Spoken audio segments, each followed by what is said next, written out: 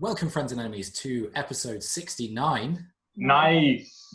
of the Adventures of the Vainglorious. We have everybody here. We have Kathryn, Hello. who is deeply uncomfortable with this. We have Jess. It's the sex number. We have Simon. Hello. And we have Ed. Can't wait till 96 where we're just lying back to back. Yes, that's how that works. So, last time you continued with your adventures in your year off. So we went through Juniper's year and Erallur's year. Juniper set up a jamboree at the pub, which became very popular with a lot of people and was very successful. She also further researched into her animate dead ability and was able to mold it so that she could animate animals as well as humanoids. And this became something of a security team at the pub with undead squirrels, rats, dogs. She spent some time trying to learn to sail with Flint, which happened. And then Erallur spent her time building up the business, creating the extension so that the members of the Vainglorious and the staff members of the pub, Hawkins and Dawkins, could have some space, and they could also rent some rooms. I think I win at downtime.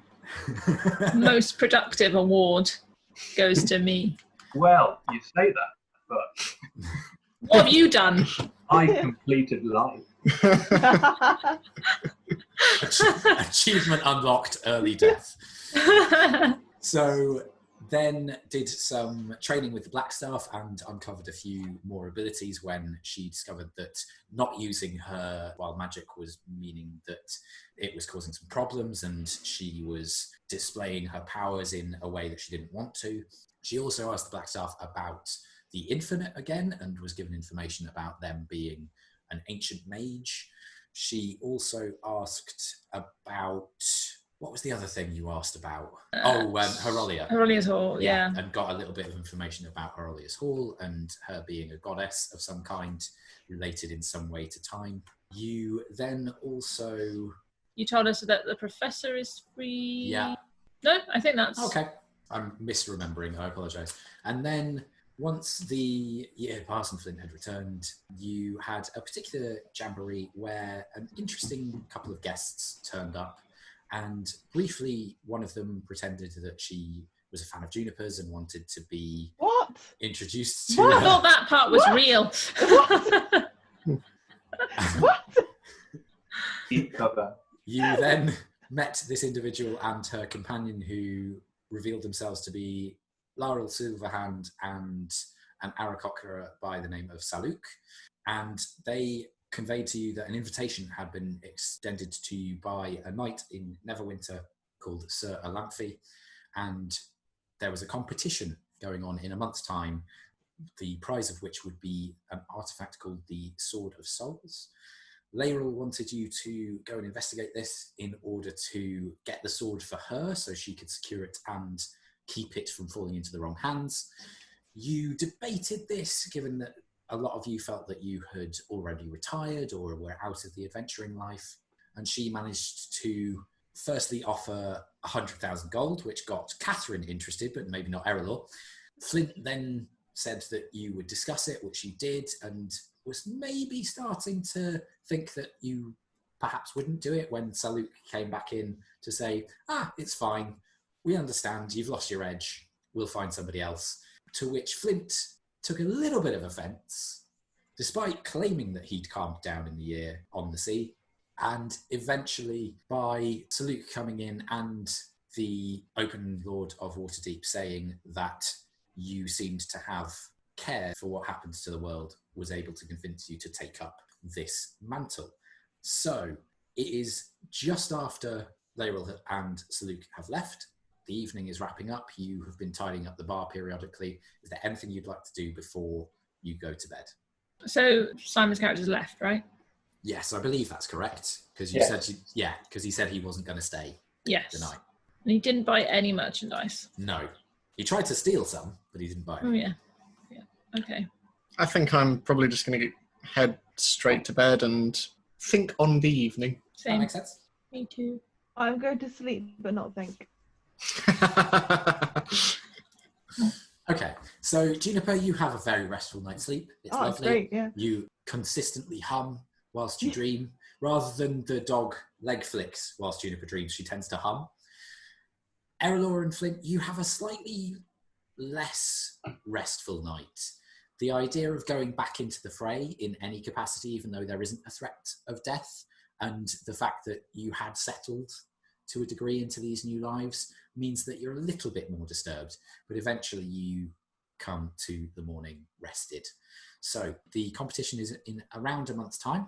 It will be a month into spring just by that time. Is there anything you'd like to do between then and setting off, either by boat or by plane shift? Because I think the plan last time was by boat, if I'm correct.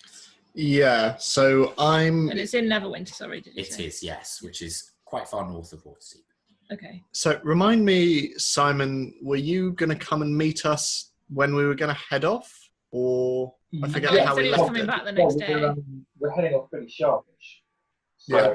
I believe that's what Saluk believed. I think what he actually said was, "I will see you tomorrow." Mhm. To Yeah, which that's Flint what I said, thought. "Well, I'm not sure we're going tomorrow," but Saluk was very firm in stating, "I'll come tomorrow." Okay. Cool. In that case, if we're going to be using the boat, then I'm just going to go and make sure that the Gilder is shipshape. And yeah, also Starfy's still in Truffle, right? Yeah. So Yeah, okay. you left Starfy with Juniper whilst you were away. So I assume, Jess, that Starfy and Juniper are now best friends. Of course, but they were already best friends. I know, but even Yeah. more They so. met. Yeah, exactly. It's not a high bar.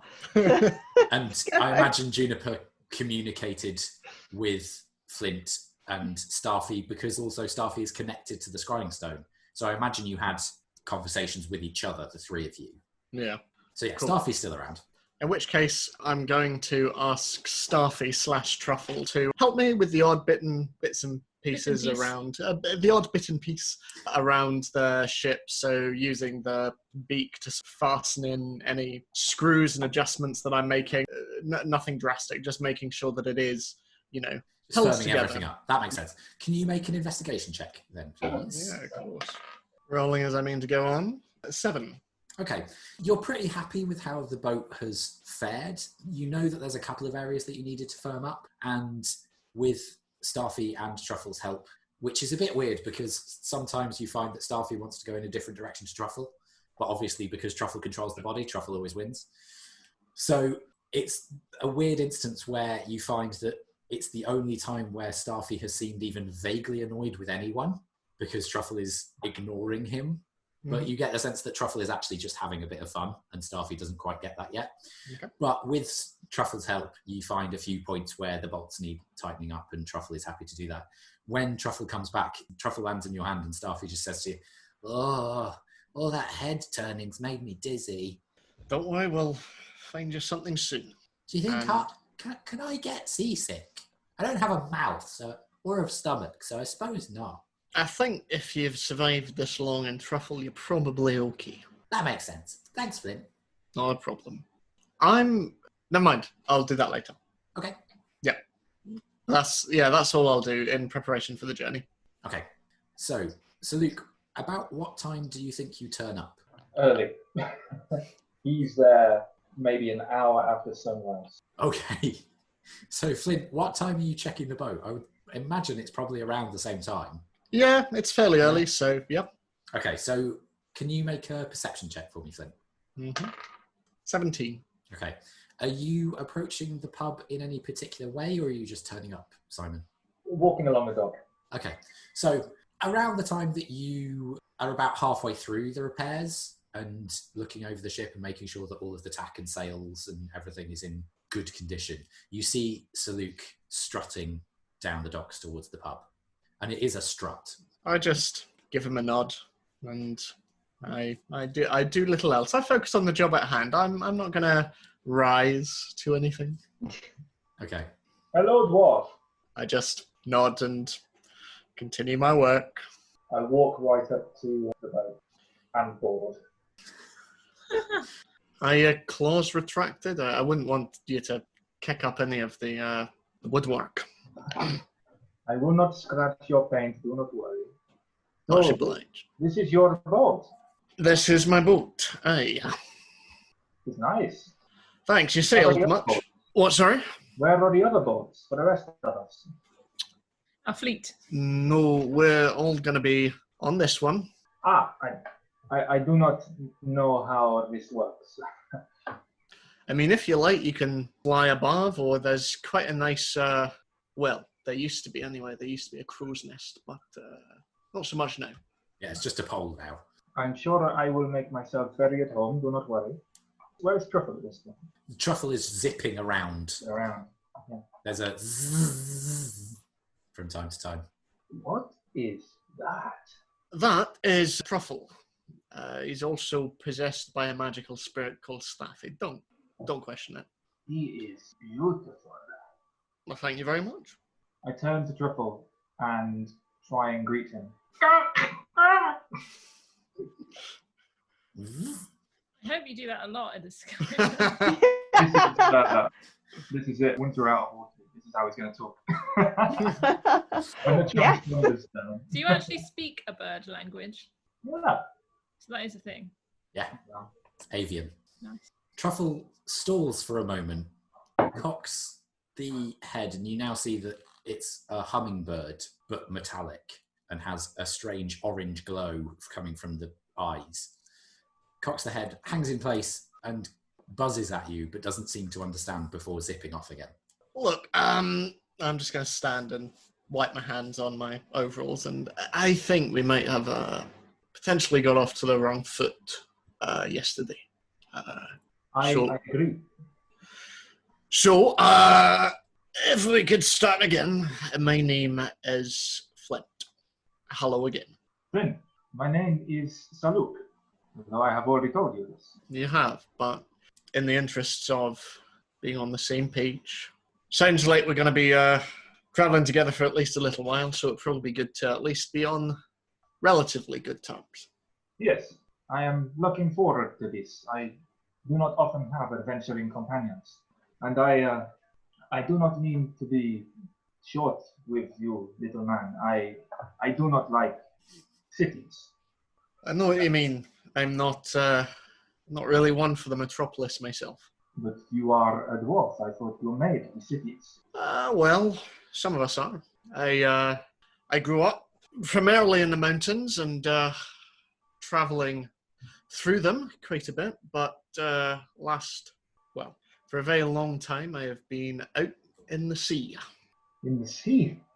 I find my sea legs are a little more sturdy than my land legs. But there is not much to dig out at sea. Well, you'd be surprised. You can read, you can fish. A lot of fish in the sea. Saluk likes fish. I can imagine. Well, there'll be a lot of that on the journey. I've got a couple of poles rigged up within the ship, so it should be fairly easy to grab us some food every now and again. I can also hunt from the waters if necessary. That'll be great. I am not too familiar with the sea. My first sign of Waterdeep was my first sign of the ocean. So you're new to the city? New to any city, really. I try and avoid them when I can. I too am from the mountains, actually. Is that right? Yes, high up in the mountains. So are there, forgive perhaps impertinent question, it's more naivety on my part, but are there a lot of you bird people? Many of us. At least a few dozen. A few dozen? Yes. Is that a But lot? the largest tribe that we have ever been. It is very proud fact. Wow. So, would you mind just passing me that wrench? That is so. I have to ask, I mean, we've been at this a fairly long time, and we thought we were out of the game. Apparently not, but we've been traveling together quite a while. A few of the others have been traveling longer than even I've known them, but it's taken us a while to attract the attention of the Open Lord of Waterdeep. So how does someone who has never seen a city walk into Waterdeep and immediately attract the attention of the nearest ruler? I bet that's a story. That is not a story that I am proud of telling. It is, I do not know, we do not have the expression. Embarrassing. Maybe another time. Well, it's going to be a long journey. I like your bird. It's, it has a fascinating jewel in the middle. I tap on my gauntlet and just allows me to keep tabs. I reach into my tunic and I pull out my necklace, which is lined with bits of shiny precious metal and finely cut gems inset into, I don't know what they're called. The housings for gems. Fastenings. The setting, fastenings. Yeah. Yeah, and those hanging off. It's not a Pandora, but it's like a Pandora. Coward! Call it Pandora. Yeah, all get to that, and then in the centre is a small for what it is, but still sizable in general terms, dragon tooth mounted fine silver. That's the middle. I hold it up and I point to one of the gems, and it's blue shining sapphire. This is my finest gem, although I have many. I like to collect them. Perhaps I can have that one in due course. We'll find you another one. Salute twitches and then nods, and without asking, goes into there's cabin space on here. Yeah. Like a below. Flint's built a cabin. Goes into the interior. Make yourself at home.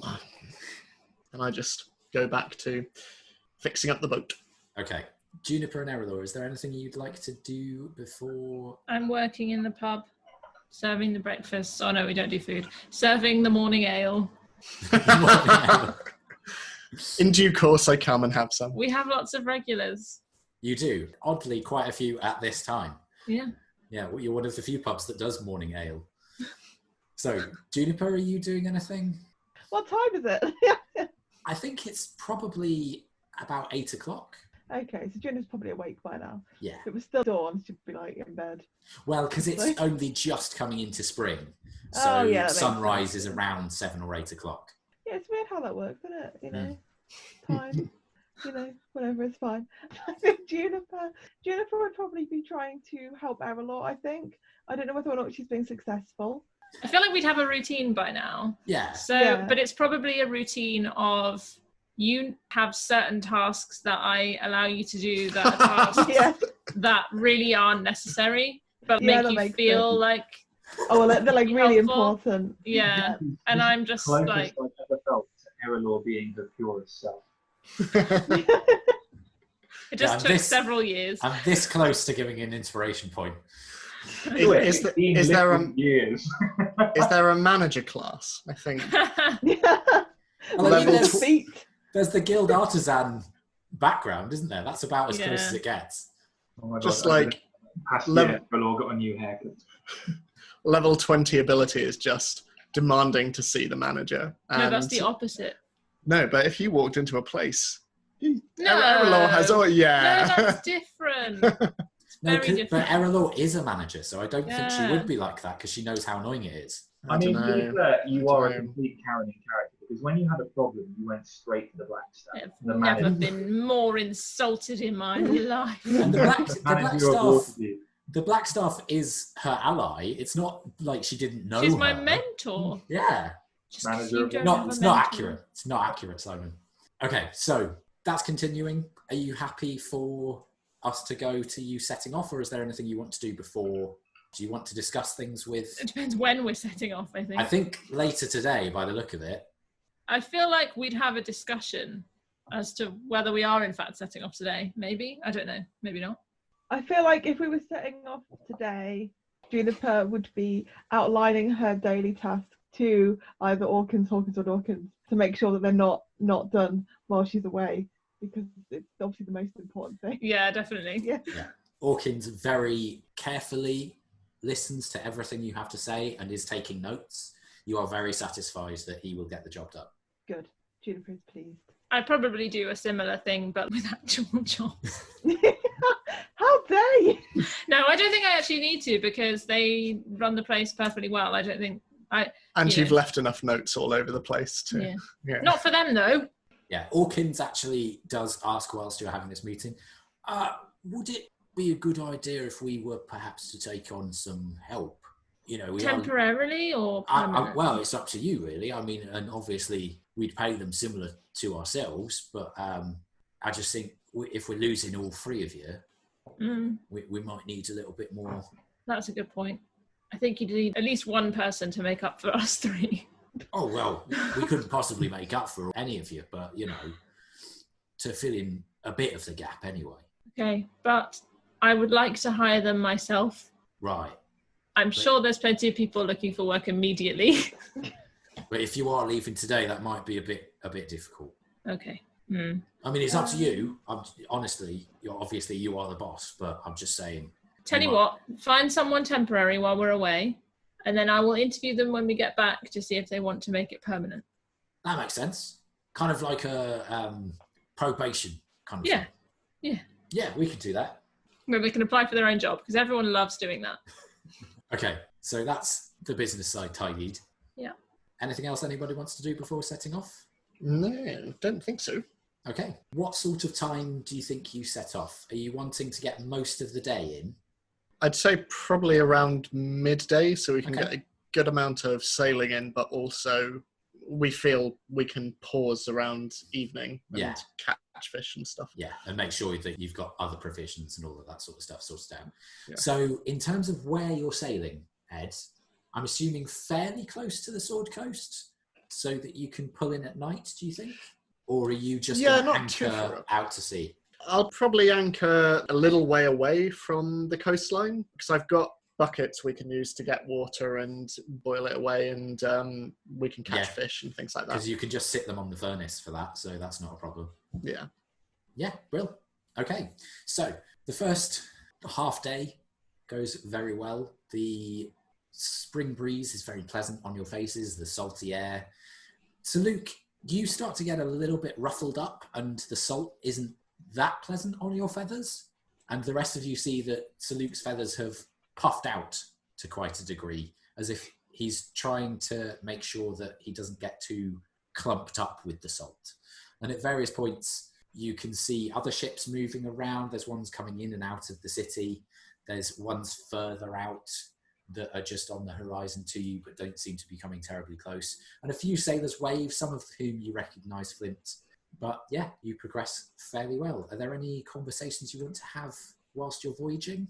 I think I'm going to teach Juniper how to catch fish, things like that, because we haven't really had a chance to do that. So I'll show how the fishing lines work and how to, I don't know, fish. Yeah. I mean, it went so well last time. Exactly. No problem. So I would say how to bait the line and stuff.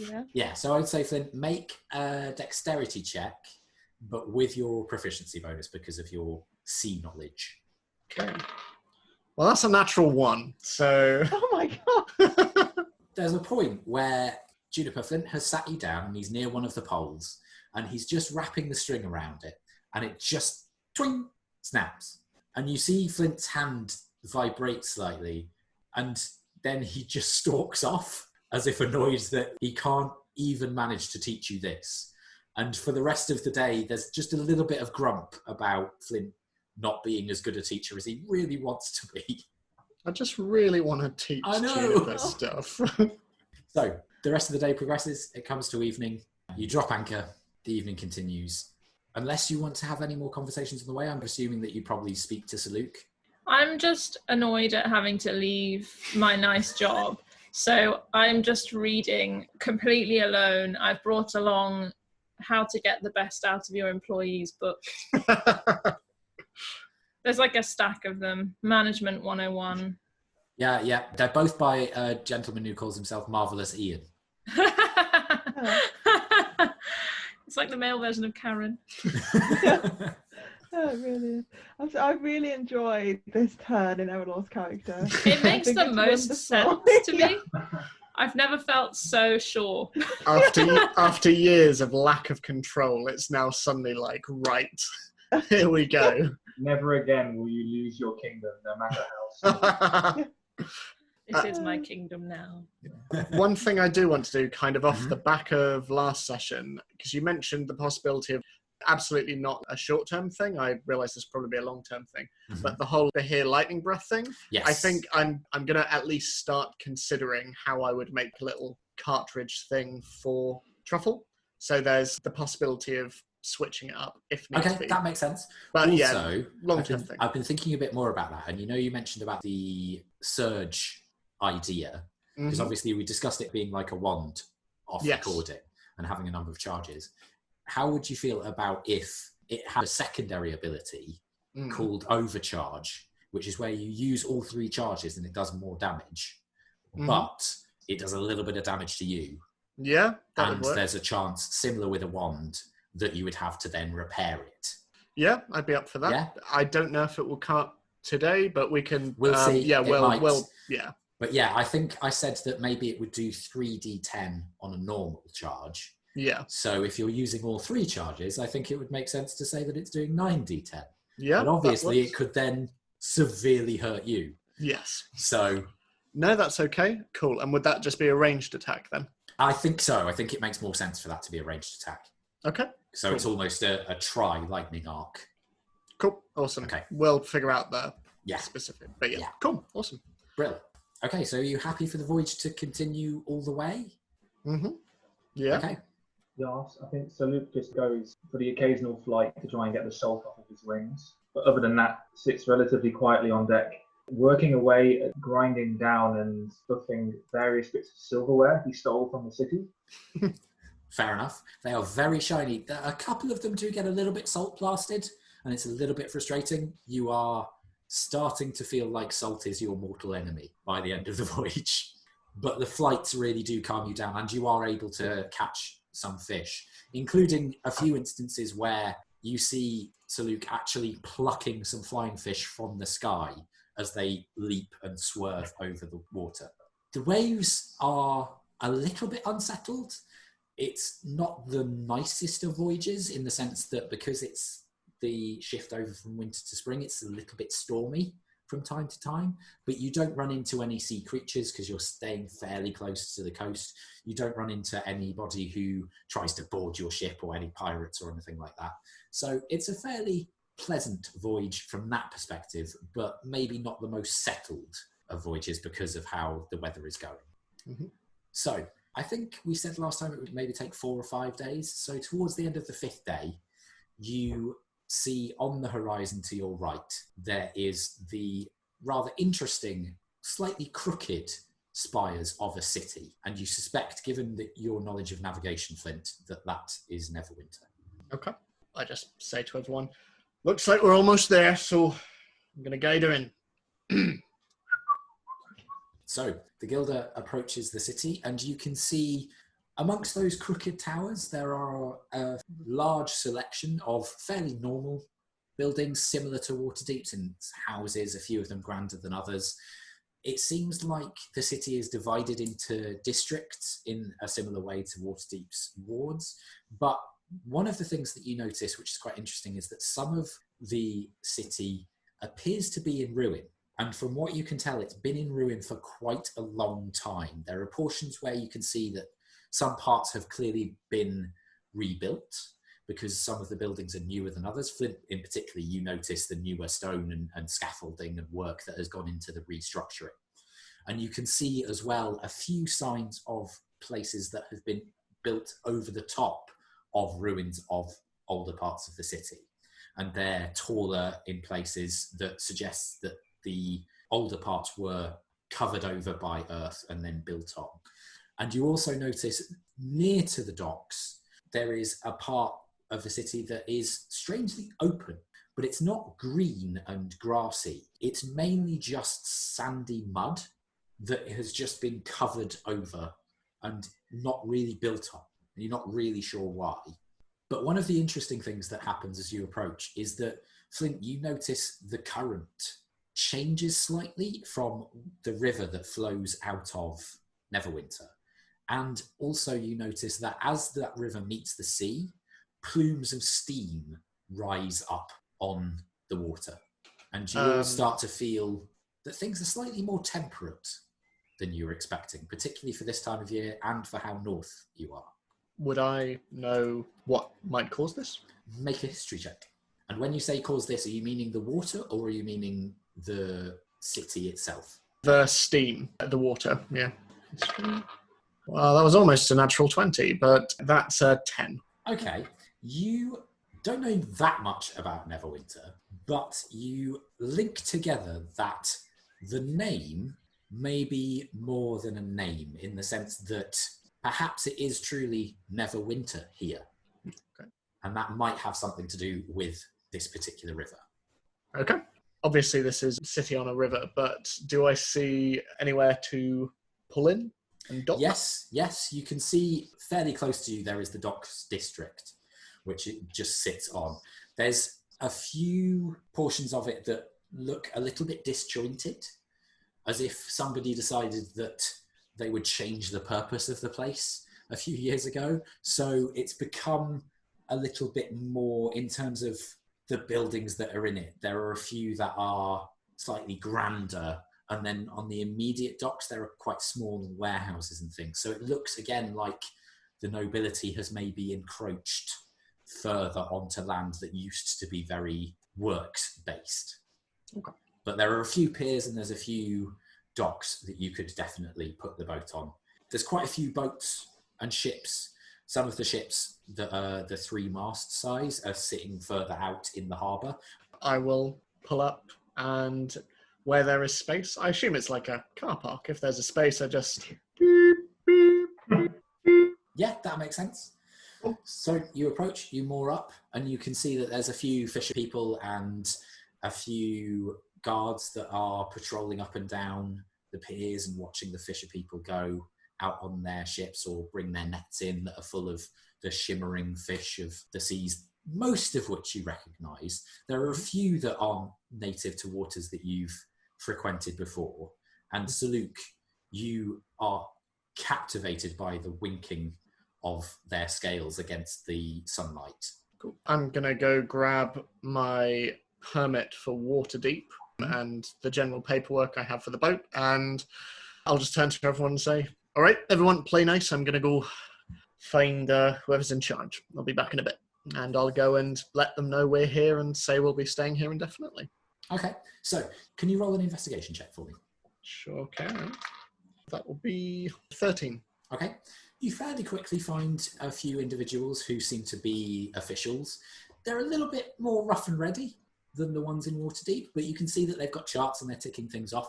And as you come up, one of them looks you up and down, sees that you've got the paperwork and goes, oh, you on the boat that's just come in then? Hey, we are. Just 4 of us. Righto. And how long are you thinking of staying, my friend? Hopefully not too long, indefinitely for now. But right. So you want to sort of a day-by-day kind of situation? If that's all right, and I'm happy to settle up at the end of that, if that works for you. Well, yeah, if we could just record a few things, that's absolutely fine. I mean, if you're doing it day by day, it's a little bit more expensive, because we have to cover for that, and we need to make our costs back and all that. So, and you can see that there doesn't seem to be an official price. This person seems to be calculating and then says, well, for every day, let's go for 5 silver. Do I know...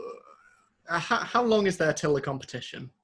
At this stage, I would say, because it took you 5 days, it would probably be 3.5, 10 days. 3.5, 10 days. Okay. Tell you what, how about I pay you for 10 days, if that's going to work out a bit cheaper. And, if... yeah, we'll leave it at that. That'll be fine. Make a persuasion check. These go well. I've not rolled above a 9, 8. Well, it seems fair enough. 20 gold. Is he having me on? Roll an insight check. Roll for maths. Oh no. 20, not natural. There's something not right about this offer. You sure I'm speaking to the person in charge? Well, you're asking Yeah. for the manager now. I am. I am the person in charge. Right. Do we have a problem, my friend? Well, just as someone who's been up and down the coast quite a bit, that strikes me as somewhat steep. Well, I mean, 5 silver a day, that's a gold every 2 days, and you were saying that you were going to be here for, 35 days? But I thought you told me that that was a day-by-day rate, though. So... Yeah. But you know, if you're going to be here for longer, then it's going to cost you a gold every 2 days. 20 gold for a month is cheaper than that. It's quite reasonable. And you know, if you are somebody who's been up and down the coast, you've clearly never been to Neverwinter before. No, that's right. That's right. Right, tell you what. Fine, 40 gold. Yours. Well, it was 20. Wow. Didn't you say 40? No, I'm sure I said 20. Oh, okay. In that case, yeah, 20. There we go. Yeah. You'll Lovely, hear no more lovely, from me. Lovely. And just a suggestion, my friend. And you see this big, meaty human hand just land on your shoulder. Maybe don't cross the families, all right? Sounds ominous, but I'll take your word for it. I'll let my friends know. Very good. I wish you all the best. All right, see you soon. Bye-bye. And you can see he's noting down your details from the paperwork that you presented. I head back and just... so apparently we need to steer clear of the families. No idea what that means. Don't ask any questions. Okay. Shall we find somewhere to stay? Sure. How much did that cost? 20 gold. Do I know if that's very expensive? Roll a history check. Different dice today, everybody. Ooh. Ooh, are they fancy dice? They're manager dice. Didn't go very well. 9. They're my other character dice. Maybe I'll leave them aside. Seems a little bit expensive, but Neverwinter's economy could be set like that. You're not sure. Okay. Are you searching for an inn then? Yeah. Cool. Yeah. Okay. So I would say anybody who wants to roll an investigation check. Old trusty. No. That's roll 1, that was. On old trusty. Never mind. Oh no, this character has minuses. Ugh. Oh, yeah. 18. 18. Multiple minuses. 50. Minus Oh, I. Kathryn, so many minuses.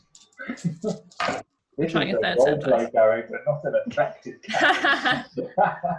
Do you at least have 1 super stat? Good. I'm going first in every combat round. That's not hard. I don't think any of us have particularly good initiative. No. Or maybe Jess might, I'm not sure. No, my initiative is it's fine, but it's Yeah, not like I am speedy, but I'm thick as 2 short planks.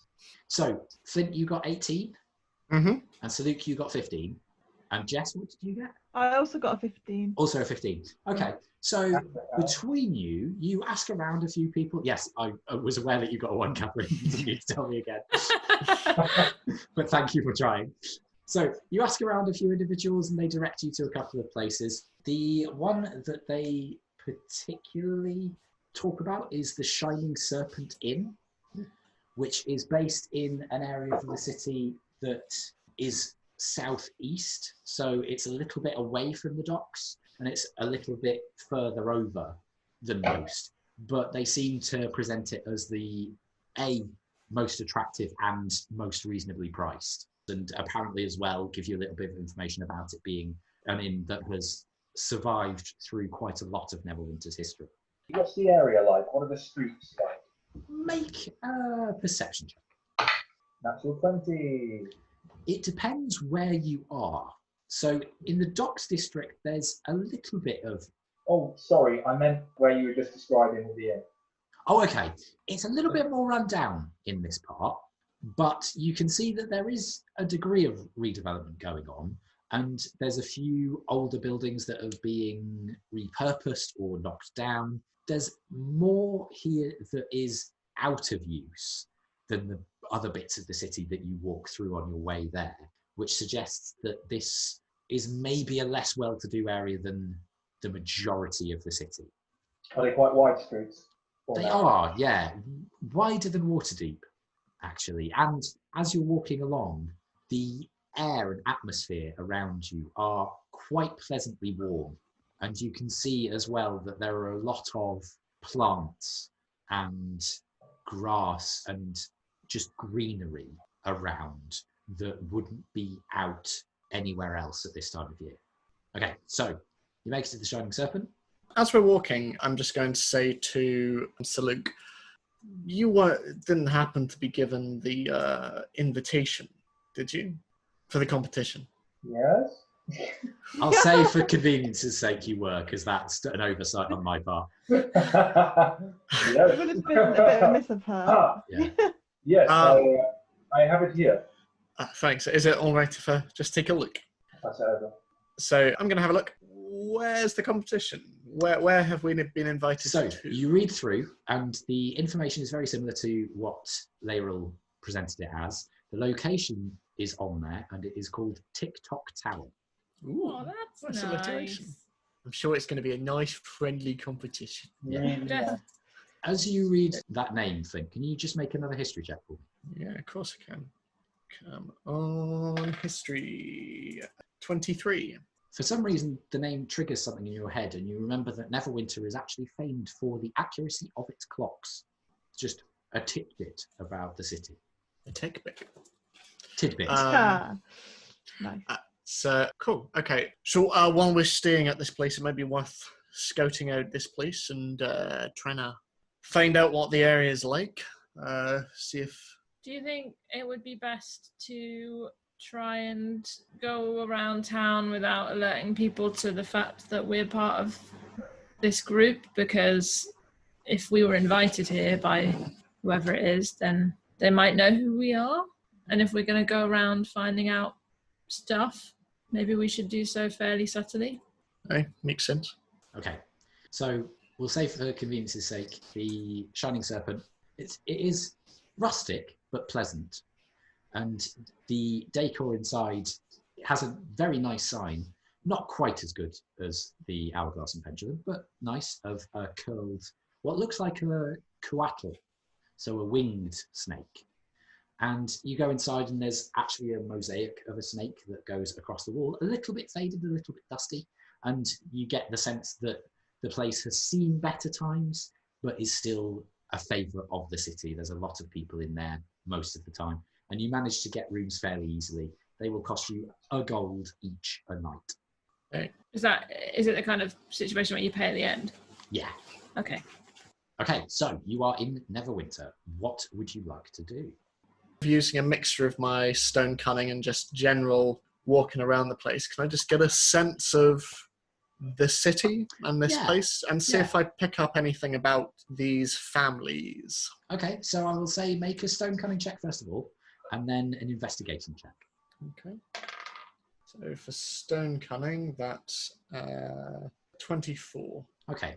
Having a look around in particular at the strange ruins that seem to pique your interest and the oddity of some areas of the city being better off than others, you actually start to see that on some of the striations of the stone, particularly the new stone that has been picked out, there seems to be a darker mark near the surface on some of them, almost like a strata that is quite a lot blacker than the other stone, which points to a fairly recent volcanic eruption. Okay. Which may explain some of the ruins. And as you're going around, you notice again that there's portions of the city that haven't been rebuilt on. And you see that that's probably because there are a couple of sinkholes that have opened up and then been tried to be filled in, but not terribly successfully. And then that twigs that the area of dirt and sand that you saw outside the city is probably a filled in sinkhole. Okay, cool. Is that dangerous if it's filled in? You might not know this. It's probably a question for you to ask. It depends. It could be, it could not be. Okay.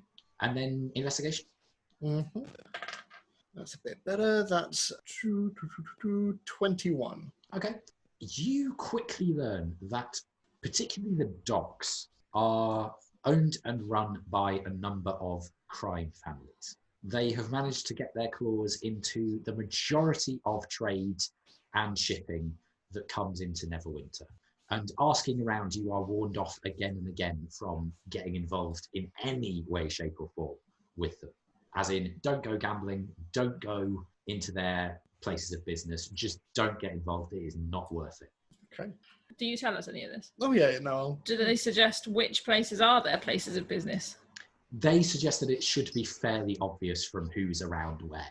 They employ quite a lot of people and they make it very obvious which places are theirs by the presence of some interesting looking folk. Cool. Yep, that's all I'll do. I'll also check out Ticktock Tower, but I assume that's something we'll probably all do together. So yeah. To Ticktock Tower! Okay, are you trying to find Ticktock Tower on your own or are you asking people or what? No, basically what I was saying, if there's something anyone else wants to do in the city, then I'll wait until we're all ready to... Yeah. Once we've checked in, I leave the inn, and from the street I take off and do a high altitude flyover of the city to try and get my bearings. As a crow flies. Yeah, okay. So are you looking for anything particular or just in general? Just getting a sense of the layout of the city, trying to build a map in my head. Okay, make a perception check then. I've got to navigate to a nice page. 14. You can see that the city is fairly evenly divided between the two halves over the river that runs down its centre. And again, you see a lot of greenery. You see a lot of the river is used for irrigation of this greenery, and there are runoffs. And you start to bask in the sunlight higher up and feel, as you come back down, the ebb of steam that courses through. It's very pleasant, particularly after the slightly difficult time you had at sea. Again, you see portions of the city that have been hit by some kind of event of a cataclysmic nature at some point, but it seems like it was fairly long ago because quite a lot has been rebuilt since then. But yeah, the city seems to be divided fairly evenly across the river, and you can see that there are delineations of the districts. Can I see the Ticktock Tower? You can see a number of towers. You're not sure which one might be the Ticktock one. There are a few with clocks on, but you're not sure what might be Ticktock Tower itself. Okay. After flying around, are there any open spaces or parks? Yeah, there's quite a few. Are there any near to the inn? No, that district, although the streets are quite open, it's quite densely populated. Okay, no problem. Before heading back, I'll go down to one of the parks and sit underneath a tree for a little bit and just enjoy the solitude, enjoy being away from all of the buildings, and carry on working on his masterpieces, and then goes back before sundown. Okay, that makes sense. So you then all going to set off and look for Ticktock Tower? I reckon so. Okay, can you make investigation checks, or if one of you is helping, can one of you make it with advantage? 16. Well, I swapped dice to the third set, and I got another natural one. Seriously? Oh, no. I can't hear you now. Hang on. Poor Kathryn. And that's why we need to kill Erallur. What? Okay, Ed rolled. Okay, what's his investigation? He got a dirty 20. Nice. Okay, Kathryn, was that your third natural one in a row? No, I think it was just the second. I think the first one I just didn't roll that great. Okay, so you learn with Flint and Sir Luke's asking around a little bit and heading in particular directions towards the towers, that the Ticktock Tower is in the Rivers district, which obviously is fairly close to the river. It's fairly central. There's quite a few towers in it as well, and you hear when asking about it that some people refer to it as the Towers District as well. It seems to have both names, but the Towers District seems to be the older name. And you are pointed in the direction of a tower that sits between two smaller ones, all of which have clocks on them. But this one you can see has an open top that has the clock face on all four sides underneath an open space with a very large grand brass bell hanging above it. And that is Ticktock Tower. And it is made of large stones with crisscross mortar between them.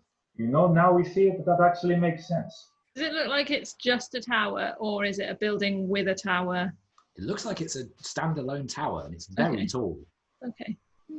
I am not used to so many tightly packed streets, but I think I might be able to get us there. Okay. So, you found it. I got us there. Now what? So this district, other than the fact that it's clearly got towers in it, does it seem to be, you know, a type of district in any other way? Roll a perception check. Back to old Trusty. You won't believe it. Are you kidding? It's another one. So that is 3 in a row. That is 3 in a row. Yeah. You've outdone me. And Ed just rolled 2 ones because he rolled an 11. Radioactive snake eye. So this part of the city looks a little bit more well-to-do than some of the other parts that you've been in. but it's by no means the grandest. You can see that to the centre, again situated around the river, which is fairly close to here, there seem to be a lot of grander houses and buildings that look like that's where the nobility hub is. Sorry, did you say that was in this district or across? No, the one next to it. Right, yeah. And this one looks like it's more high-end businesses, workshops, that kind of thing. So it's like Canary Wharf? Yeah, kind of. So are you doing anything for the rest of the time that you're waiting for the competition? Or are you happy for me to jump ahead? I feel like it'd be useful to find out some more info. So we did get the name of we got the name of this knight person, didn't we? Yes, Sir Olamphi. Yeah. So I don't know. It's not very in character to do much sneaking. So, but as a group, I would probably suggest that some of us try to find out some more information about this person and maybe the sword and who else is competing and stuff like that. You know, just those things. Did the Open Lord say anything to me about this job that they wouldn't know about? No, I don't think so. Yeah, basically what she said to you, Sir Olamphi, did work for the city, friends with Daggett Neverwinter, and was knighted for services to the city, but has recently become a little bit eccentric. And was a merchant as well, so that might be useful. Yeah, came up through the guilds. People to speak to. Yeah. I think I'm more interested in finding out who the competition are. Assuming there is competition. I mean, we don't actually know. Do we know that there's a competition? I think you can assume that there's other teams. Okay. Yeah. Well, might it be worth splitting our efforts? Some of us look into the individual and the other look into the competition? Sure. Okay, so you're wanting pairs on those? That would make the most sense, I think. Yeah. So who wants to look into the possible competition? I will. Okay, so can you roll separate investigation checks then, Erallur and Saluk? Natural 20! Like Seriously, opposite. you both got natural 20s. Okay, so over the month, there's a few individuals who might be possible, some of whom actually end up staying at the Shining Serpent. And you notice, in particular, there are a pair of gnomes. There's something that just sets off your sense that they might be part of this. They seem to be dressed in seafaring garb. One of them has greenish blue hair that looks like it's washed out a little bit. It was dyed a little time ago. And it's not unpleasant, but it is definitely an older dye rather than fresher. It's slightly long, but she wears it in a braid that loops over her shoulder. And she also has quite a snazzy but slightly roughened coat that has brass buttons down either side and is a very pleasant deep green. The colour of the shallows of the sea, similar to just on a reef, that kind of colour. And you can see that there is a definite physical resemblance between her and the other gnome. They both have a similar button nose, their ears are similarly very large and pointed, and have a little bit of hair just on the very ends. But the difference is that the other one wears slightly floatier garb and also has a very distinct mottled scar that runs from her temple down across her face and one eye. And it doesn't blind the eye, but it's very jagged and like rivulets runs across her face. And you're pretty sure that they seem like the kind of folk who would be coming to the city for this kind of thing. You also notice that when you're going around Ticktock Tower, just to see whether there might be a few other people who are investigating it as well, that there is an individual who seems to be keeping a vigil of some kind on the tower itself. And they have quite long black braids, seem to be wearing very little armour, of half-orcish stock, very large muscles, and quite large tusks that jut out of the bottom jaw, and just nonchalantly stare at the tower for most of the day. And then there's one evening where both of you are just heading back to the Shining Serpent, where you see a second figure take over from them, but you can't quite see what their physicality is under the cloak, but they are very, very short. While we're in the vicinity of the Ticktock Tower, sorry, every time I say it, I laugh. This might be a stupid question, but are there flyers, posters, brochures about the competition, anything like that? No, there aren't. There isn't any information about it at all. It's not like a lineup or anything. No. Okay. And then as the month progresses, it gets closer to the night. And there is a particular evening where, coming into the inn, you hear a vaguely familiar voice, Erallur, that just goes, "Ah, yes, me and my companions will be wanting rooms. We are here for a competition." And you spin your head and you see a vaguely remembered tiefling who has embroidered armor in the company of a very grumpy looking silver dragonborn, a cloaked halfling, and an individual that you don't recognize who wears a deep black velvet cloak, hood risen. But then as they turn, you see that their face is covered by an intricate black and gold mask. And they walk past, but don't seem to notice you or register you. You sound like the kind of character I would make. So those are the people that you notice and think, it's a fairly good bet that they're going to be the competition. I think when we see the person watching the tower, are we doing this like checking together, or are we doing this separately? It's up to you. I feel like together. I feel like Sir Luke has been told you must go with these people, and so Okay. he goes with these people. So I'm going to look at this half orc and then the second figure and just say to Salute, maybe we should watch the tower. You are a genius. Yes. No one has ever said that to me before. No. I like you. Well, I do not know that much about wizards. Perhaps I am wrong. Did you just call me a wizard? Well, yes, you Okay. make That's sense. fair. That's fair. The man over there, he is a half orc. It's a they. You're not sure whether they're male or female. Sir Luke is judgmental. As was Lorethel. What does that say? Like playing against type. Mm. The person watching the tower, they are a half orc. I Now, believe so.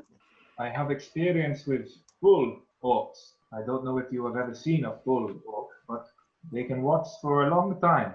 I don't think it's a watching competition. I was just thinking I mean, We it could- could be. also, well, yeah, maybe this is the first challenge. No, the entire Watch the competition is longest. just who can touch the tower for the longest. Yeah. Or I meant they will probably be here for a while. Maybe we should see who comes to meet them. Okay. And then I fly up to a rooftop. Do that now. Okay. Can that be how you leave every conversation? That's why he was so uncomfortable in the tavern when we first met him, because he couldn't fly away. Yeah. Yeah, it's just unfortunate when he tries to do it in the cabin of the boat. Hello. Oh. No, but literally, yes. Okay, so are you trying to watch this individual surreptitiously? Let me see what my stealth is like. I am, yes. Okay. Yeah. Roll stealth checks then, please. Oh no. Let's see. 12. 7. Okay. 6. Is Juniper there? I thought you were investigating. No. I'm not Juniper there. was following us, and then she was just like, ooh, That's I better how stealthy stealth she with was. them. Okay, I so tried to shout numbers. He's watching us, watching them.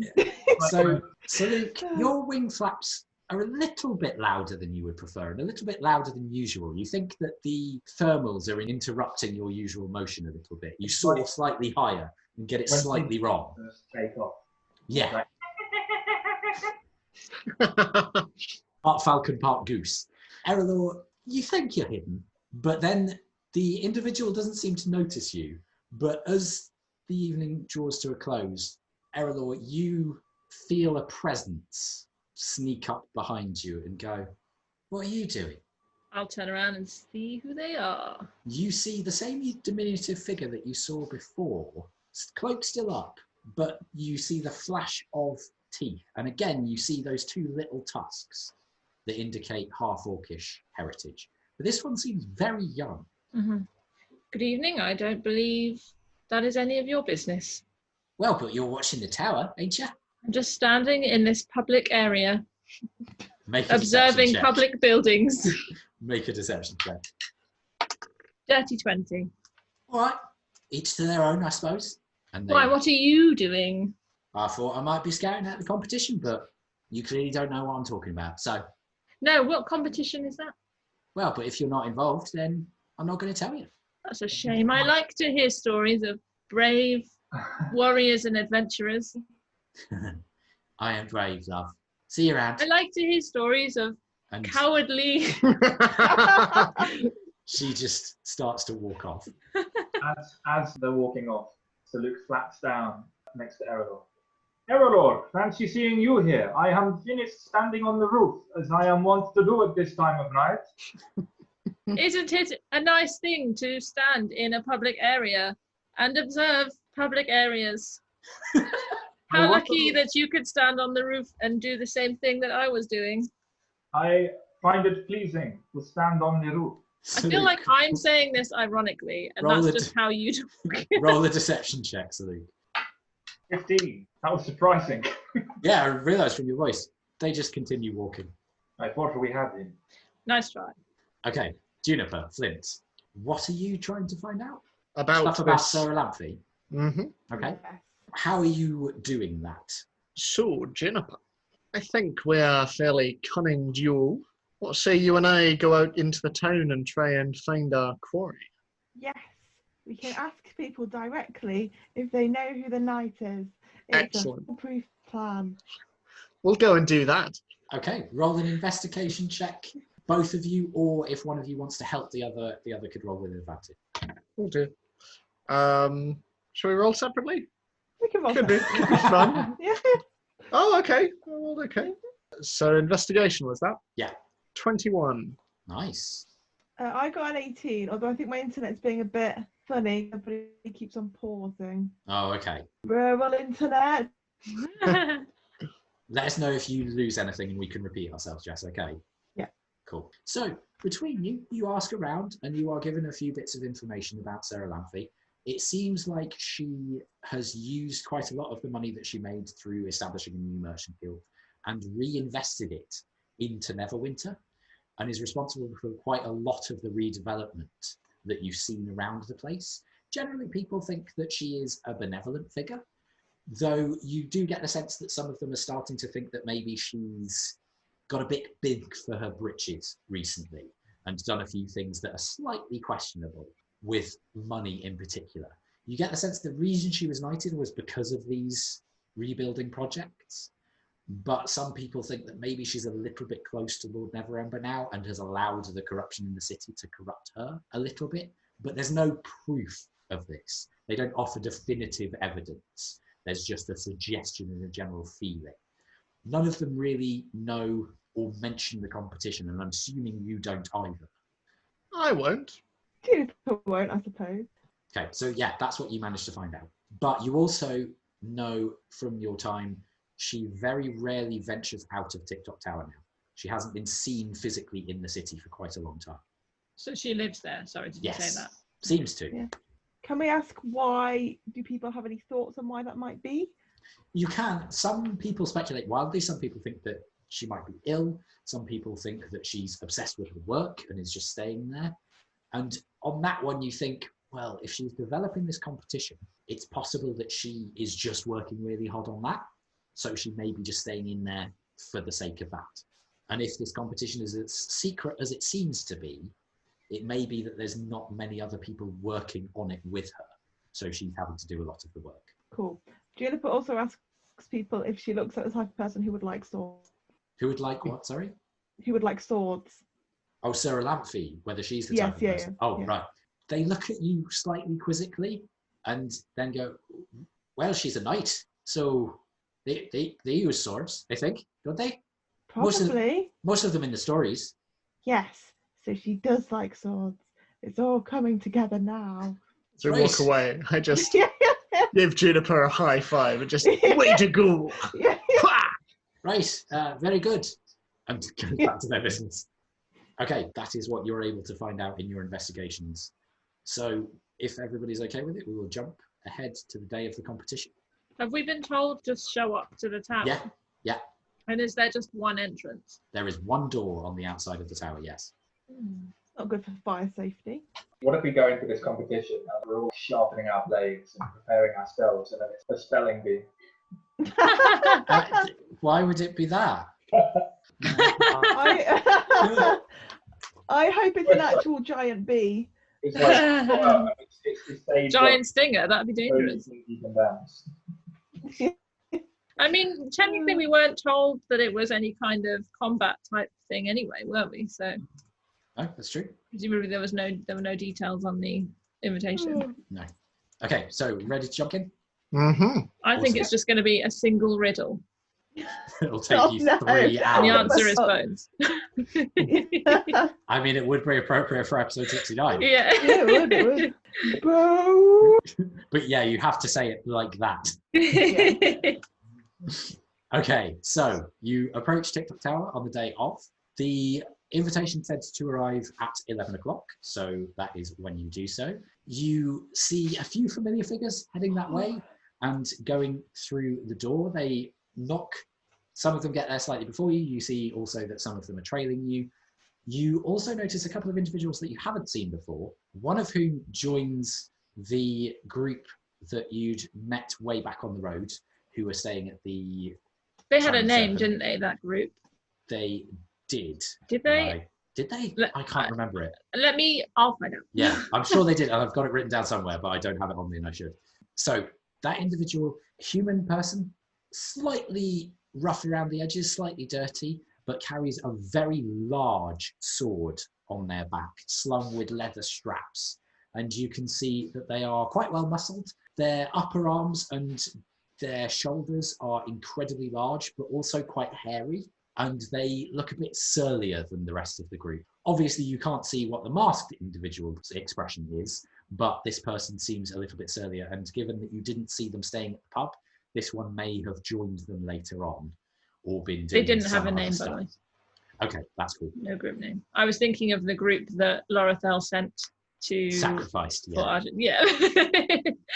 Okay, so, Don't look at me, he's dead. and you also notice with the two half-orcs, the older one and the younger one, there is a quite short individual who is a halfling with quite a lot of curly brown hair, and you can see has a strap of daggers that look quite intricate and all different across the front of his chest, and seems quite chatty in comparison to the two individuals that he's with. So, do you enter the tower? Yeah, let's Okay. go. Yeah. So you go in, the tower is Very quite skeptical. wide, it's quite a large, thick building.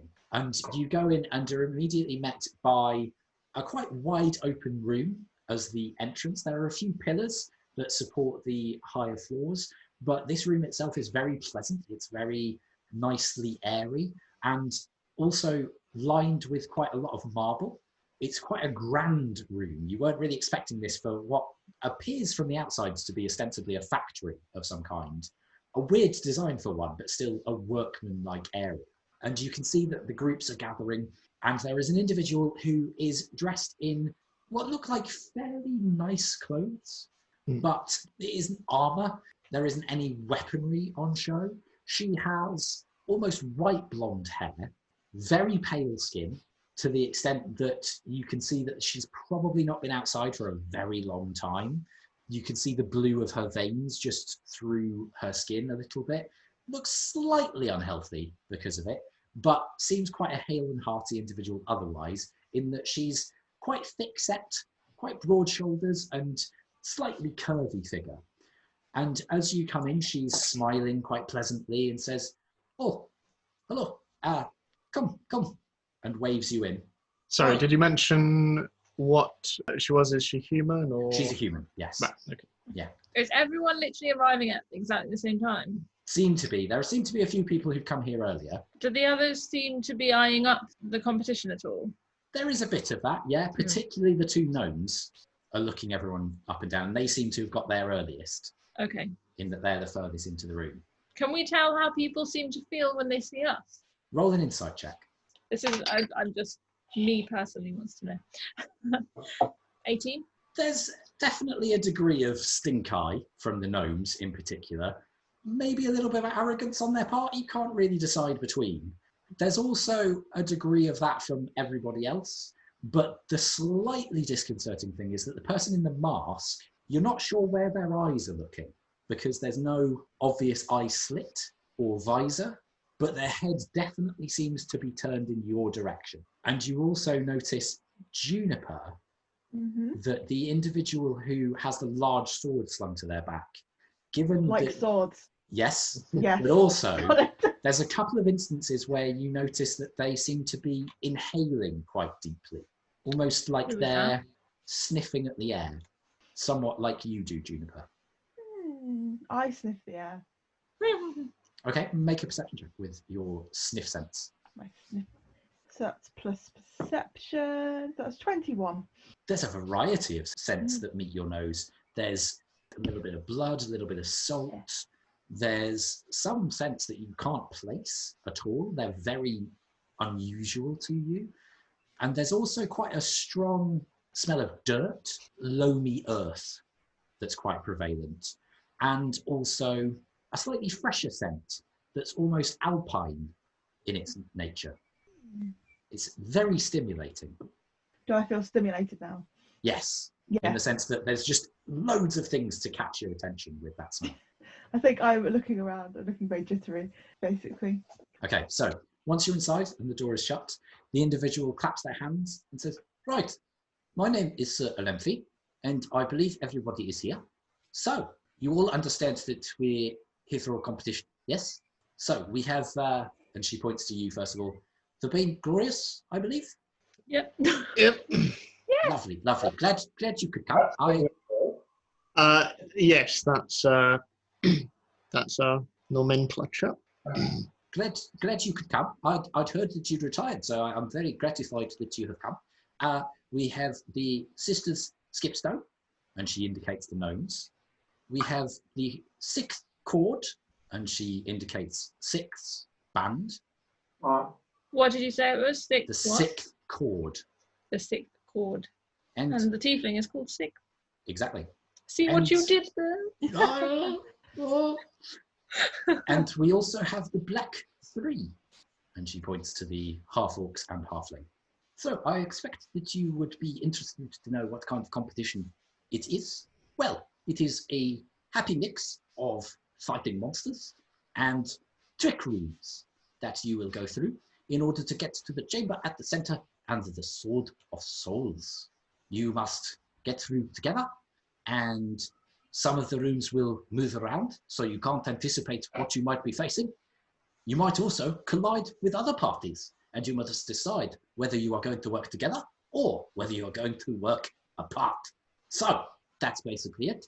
And are we ready to begin? No death. Exactly. Thank you for reminding me. I had forgotten that. So, and she takes out It's very from important. the desk. Yeah. Yeah, seems a I'm little sorry, I bit. forgot there was no death. Yeah, seems a little bit absent-minded. There's a little sheen to the eye that suggests she's been awake for quite a long time. And she turns behind her. Sorry, Simon? When she says no death, Yeah. does it seem suspicious? Roll an insight check. Also, does it look like the parties around us are going to abide by this? Roll an insight check. 21. Natural 20. Oh my gosh. So 21. We are so good at insight. It's a bit of an odd one in that you get the sense that she is very serious about this. And as you see that she's turning to a table behind her and then picks up a tray, the rest of the others look like they're slightly suspicious of it as well, like you are. And you do catch a glimpse from the little half-orc girl who has now taken her hood down, and you see that her dark hair is in 2 fun buns. But weirdly, her smile is the most threatening thing you have ever seen. And you get the sense that if she had the chance, there would be death. I'll make a note of that. So you see on this tray that there are a number of coloured armbands that are made of quite nice leather. They are intricately made, and they carry, set into each one of them, in quite a nice silver setting, differently coloured stones for each team. There's purple, there's orange, there's blue, and there is green. And there's a number of bands that means that they could accommodate any configuration of who would choose what colour. And as she turns around and says, these are teleportation stones.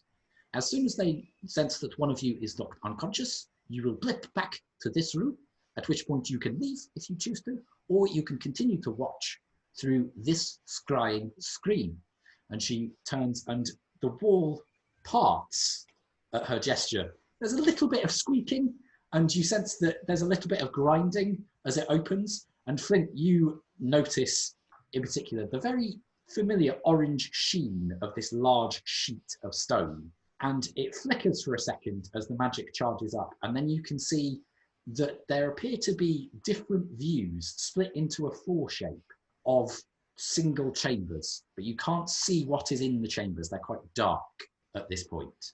So if you would like to pick whichever colour you'd like, and the skip stones immediately both go green and snatch 2 bands off the tray. Oh, well, very good. Who's next?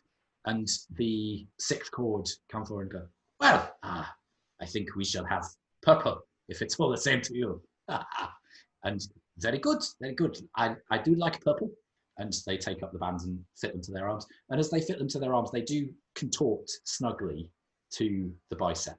So it doesn't matter that they might be looser on some people. It looks like they do conform to people's shape.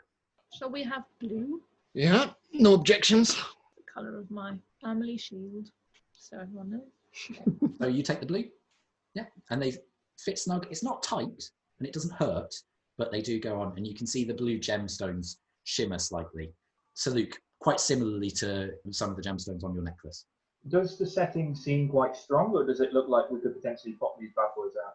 Roll a perception check. Natural 1. You're not sure. Okay. Right, now that's all sorted as you see the black 3 take their orange armbands and look a little bit annoyed about it. So, are we all ready to begin then? Hey, let's Get this over with. let's do this. Very good. And she claps her hands, and the marble plate underneath you suddenly starts moving downwards, and you see that it happens with the others as well, and then suddenly shunts quite vehemently to the side, where you will slightly have to go, oh, and then starts to jump you forwards towards a chamber that is draped in shadow. You can see the outsides of it seem to be fairly clear, and Flint, to your eye, it looks like a very machine-worked quartz, almost, that has been worked into a chamber that is roughly 40 feet by 50 feet. And as you go forward and your dark visions all adjust to the light, oh, do you not have, Saluk not have dark vision? You are unsure of what you're seeing. Oh no. So you go in and the rest of you see a chamber that has dirt and rock along most of the floor at uneven intervals. There are stalagmites and stalactites covering it, but in a strange microcosm of a cave. You can see the other side, and there appears to be a door that is closed on that side as a door opens before you. Do you step into the chamber? Does Salute make us aware that he can't see in the dark? He's standing very still, and his eyes are very wide, just looking in the same spot as if he's trying to focus. And you can hear him whispering under his breath, "Skies protect us, skies protect us, skies protect us." I will take out a coin. I'll take out a copper piece and cast light on it, and then just pop it into his claw. Okay, so Have hands. Erallur takes out a coin, and there's a sudden shoom as light dances out of it, and then places it in your hand, Saluk, and you can see fairly far in the immediate vicinity. There's a sigh of relief. And just go, wizards. Thank you. Okay, so do you step into the chamber now that you've got that lit? Okay. Hesitantly. Okay, so you step into the chamber and you feel the earth beneath your feet as the door slowly closes behind you, fairly seamlessly, given the grinding noise that happened before. And then you hear Sir Olamphi's voice come over some form of PA. Obviously, Fancy to us, PA. that's what it is, but yeah. Fancy like- CCTV, fancy lifts. Yeah. I've got around most of it. It's a weird voice projection spell, similar to what Cornelius Fudge does at the Quidditch World Cup. And there's a, right, round one, begin. And as you walk forwards into the chamber with the light, you hear a, can you roll for initiative, please? Are we all together with all the other group, or are we separate? Oh, you were on a separate tile. Right. Okay, it's not awful. Mine is. There is. Oh, there it is. Saluk has great initiative, so we're fine. Yeah. And he Flint can will see. kill it. I want to find out what Salute can do. Yeah. I don't even know what class he is. Yeah. What an Well, adventure. I imagine you're about to find out. I mean, probably not a wizard. He's From just what He's so funny if he was a bird. Okay, so 25 to 20. Good start. 20 to 15. Flint? 15. 15. Right 15's on the 10. edge. 14. 14. Okay. 10 to 5. 9. Okay. Oof. And Erallur, what did you get? I got a 3. Okay. So, Plus 0.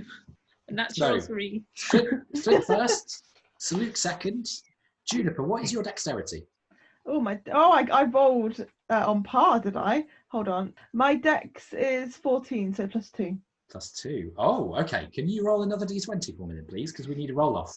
Oh my god. Roll off. Do I add my Roll off. initiative to Roll it still? off. Yes. Oh my god, the monster Oh, is. well, I got a natural 20, which is so useless. Okay. Yeah, you won the roll You off. will go first because I got a 5.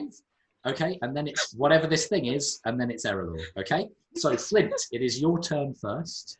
You can see a little ways in the chamber now, even without your dark vision, with the Okay. coin that Saluk is holding. But you can't really see anything that might be making that noise.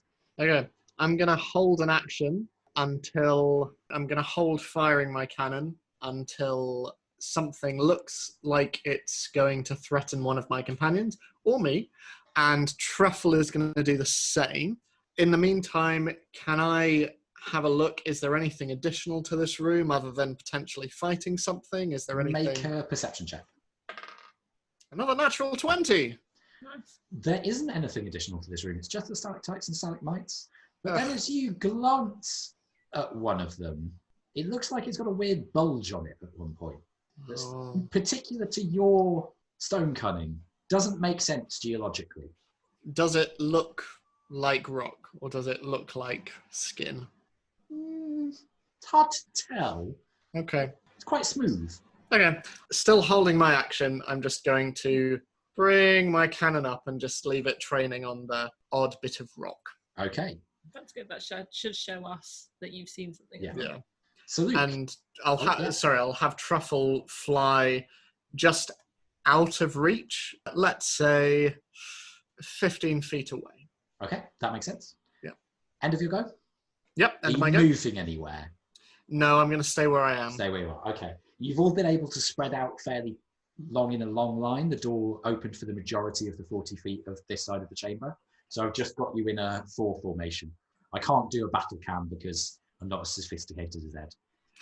I mean, it's literally like a phone on a tripod Yeah. held together with hair ties. I don't have a tripod, so as I say, I'm not as sophisticated as you. Okay, so Luke, it is your turn. Okay. So the first thing I do is I cast the coin further forward into the room. Okay, It illuminates anything.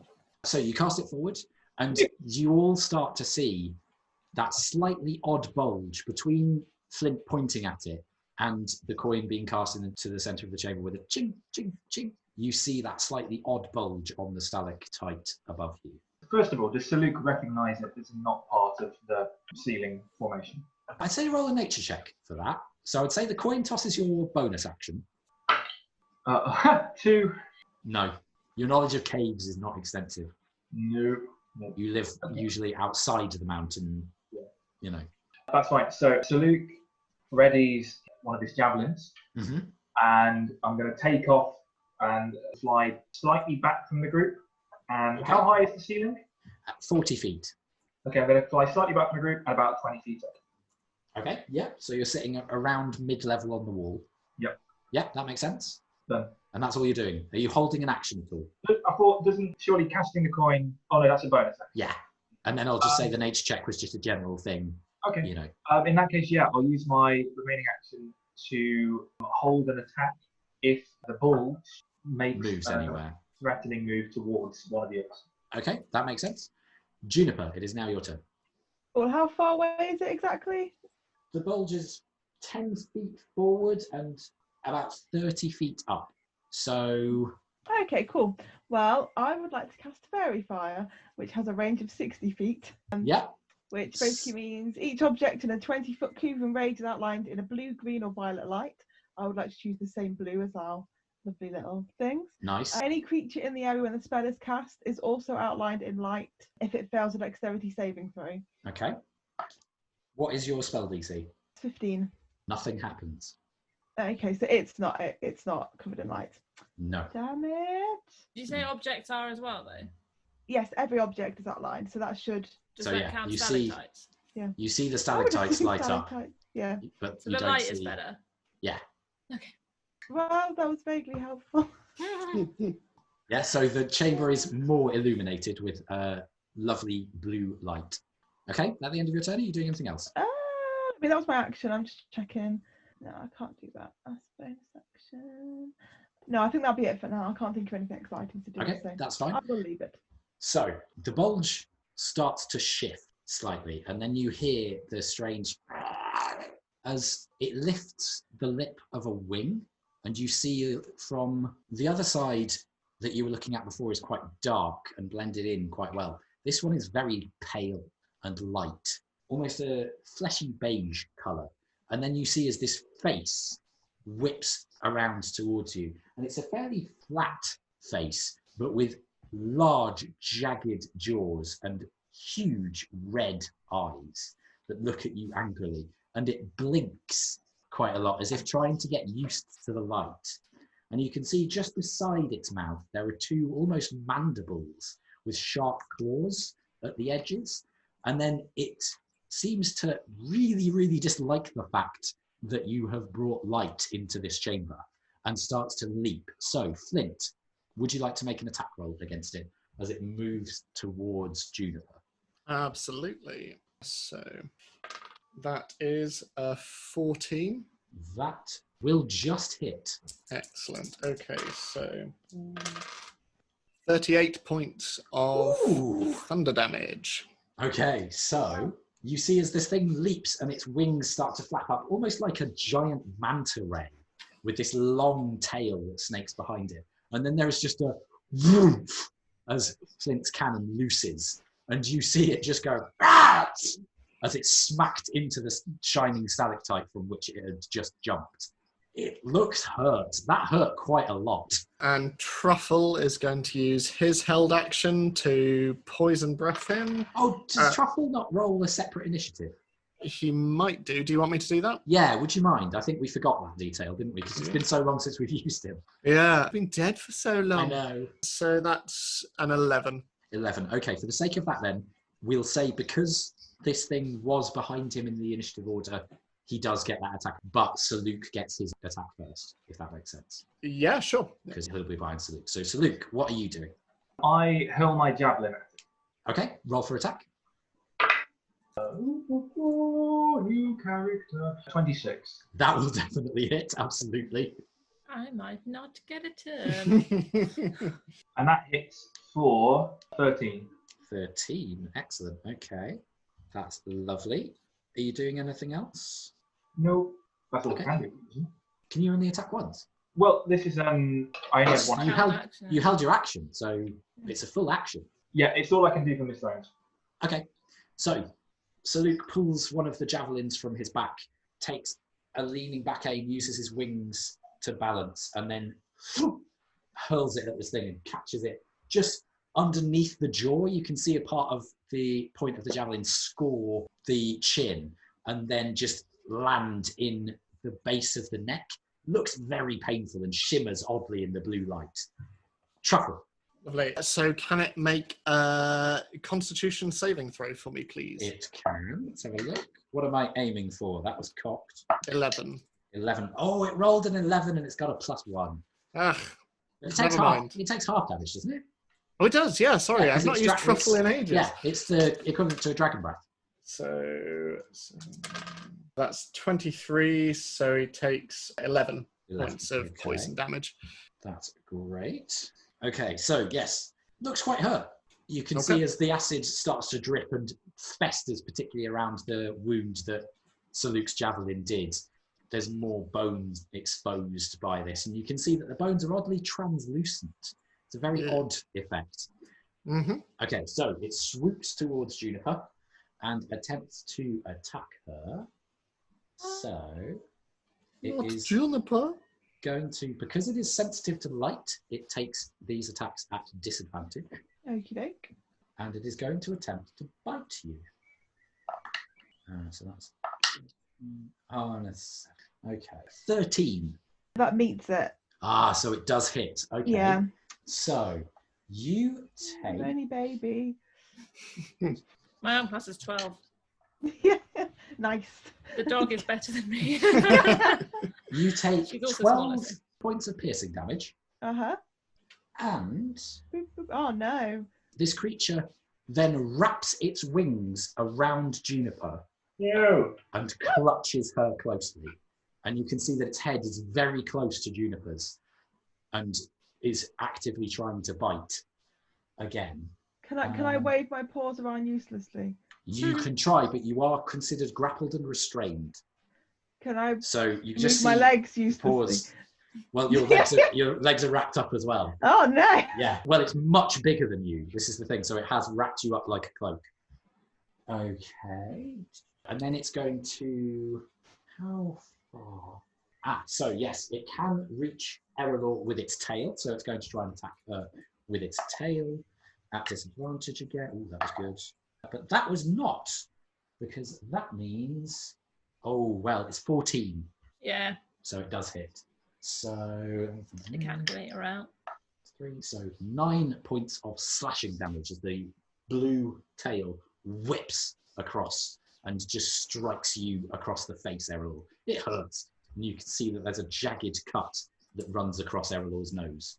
That's the end of its turn. Erallur, it is now your turn. Okay.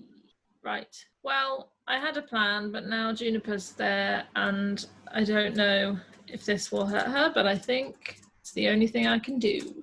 So I'm just going to use Firebolt. Don't worry, not Firebolt. Okay. So it's just a ranged spell attack. Yeah, so roll for that. It's just a normal roll, isn't it? It is, yes, because it wasn't hit with the fairy fire. So natural 19. That definitely hits. Plus things. So 7. You don't add anything to damage your spells, do you? No, we've been playing it that you have, but if you're happy to change that, I'm happy to change that. I'll do whatever. Okay, so 7 points of fire damage. And if they're flammable, it ignites. Okay, it's not. So it takes a little bit less damage than you thought. Okay. And Juniper, you take 3 points of fire damage Sorry. as you feel yourself get quite hot within Oh, no. this thing's grip. Well, now we know what not to use. Okay, so we're back up to the top of the order. Flint, it is now your turn again. Okay, seeing that it harmed Juniper, I'm going to just attack it again. Okay, with the gun? Yes, please. That will just hit, I believe. That's 15. Yeah. Lovely. So let's roll my ridiculous dice again. 24 points of thunder damage. Okay. So there's the of the cannon once again, and you all start to feel a little bit of ringing in your ears. So Luke, this is something that you've not experienced before, and it is definitely a weird echo effect within this cave. And you see this thing get hit by it, but Juniper, your bones rattle as this energy goes through. You take 12 points of thunder damage. So Luke, it is now your turn, I believe, unless you want to do anything else, Flint. No, although I might move a little closer to Juniper. Okay. Not within combat, but I'll move a little closer. Well, you've seen that the tail can reach 10 feet. I'll keep outside of 10 feet. Okay. So you're next to Erallur, who's just a little bit closer to it. Cool. Okay. So Luke, you're up. Okay, so I'm going to fly down towards the head end, Yeah. and then I'm going to swipe at its face with my talons. Okay. Make an attack roll. I will get quicker at this when I know where everything is. New character, who dis? 26, yeah. 26 definitely hits. And that hits for 8 slashing damage. 8 slashing damage. Okay. Yes.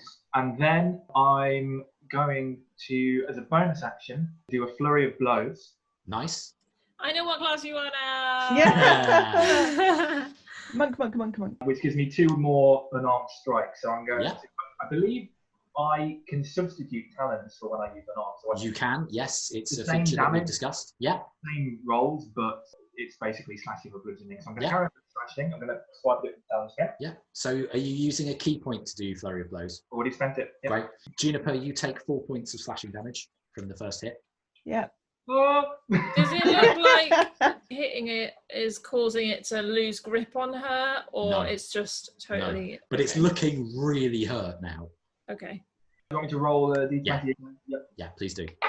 A natural 20. Well, that's a critical hit then. Jess's face. No. You have a new character. No. That hits for 9. Okay, Um, so, well, did you double that? Because it's crit. Oh no. That hits for 18. Well, if you double the dice, not the full hit. Oh, no. Okay, so that would be 13.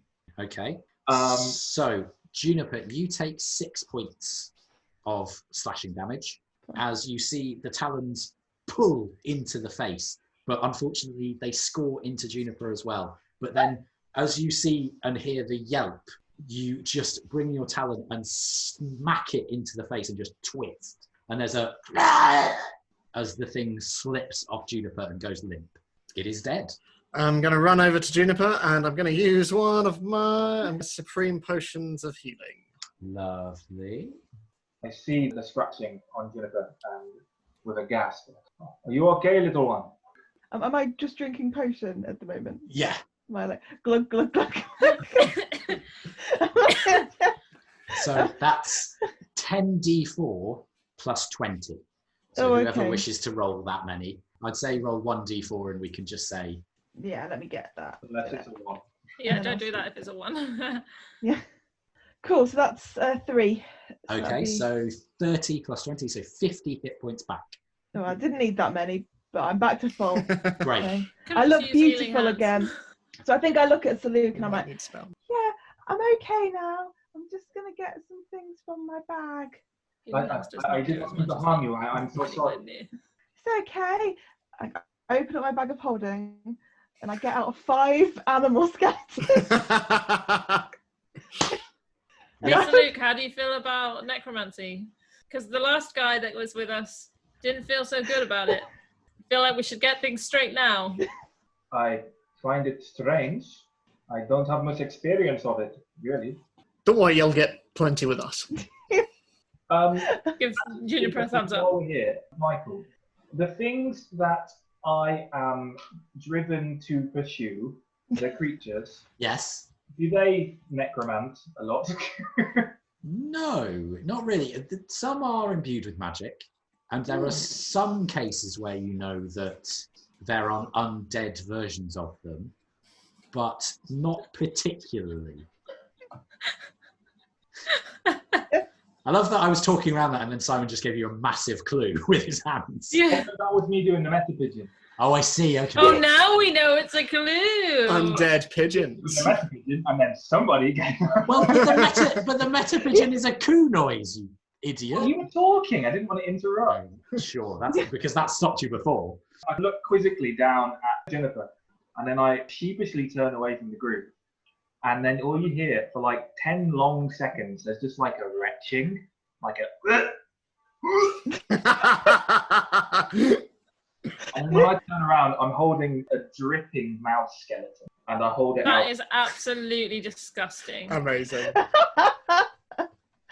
Juniper takes it with both hands. Thank you. I'm going to Saluk. look at Flint in a kind of, why are we with both of these people way? I look at Juniper fondly, but I'm also like, Hey, dogs eat a lot of stuff. Make things even between us. I would never hurt a companion. Oh, it's okay. It's what potions are for. I do the same for any one of you. And then I wipe my beak. Simon, it's episode Feels so 69. You get an inspiration point. I thought they'd do it. So that will give you advantage on a roll when you choose to use it. Yay. That was very in character, Kathryn. Don't shake your head at me. I have done lots of in-character things.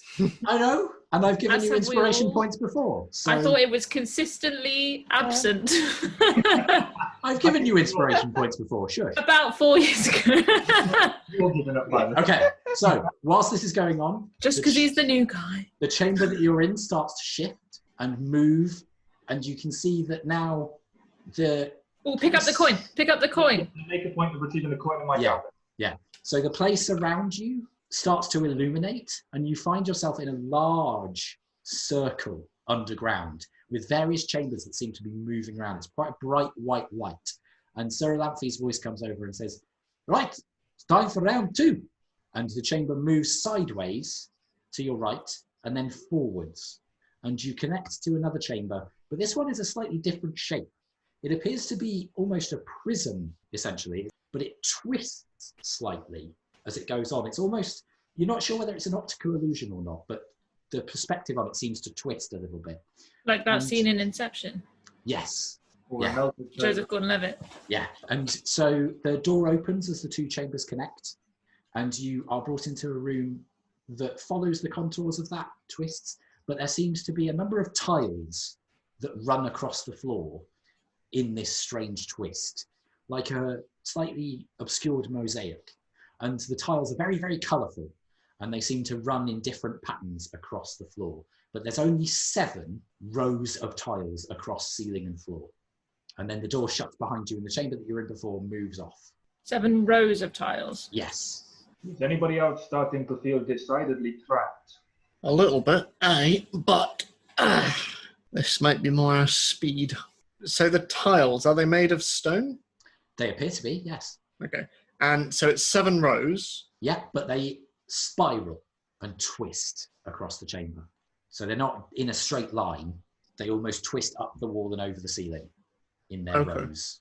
It's an odd effect. It makes you feel slightly tricky. So as in it's 7 rows deep, or it's like... 7 rows forward in front of you. So there's 1, 2, 3, 4 as you go Oh, that forwards, but they twist up and around Right. within those rows. So they're almost diagonal rows.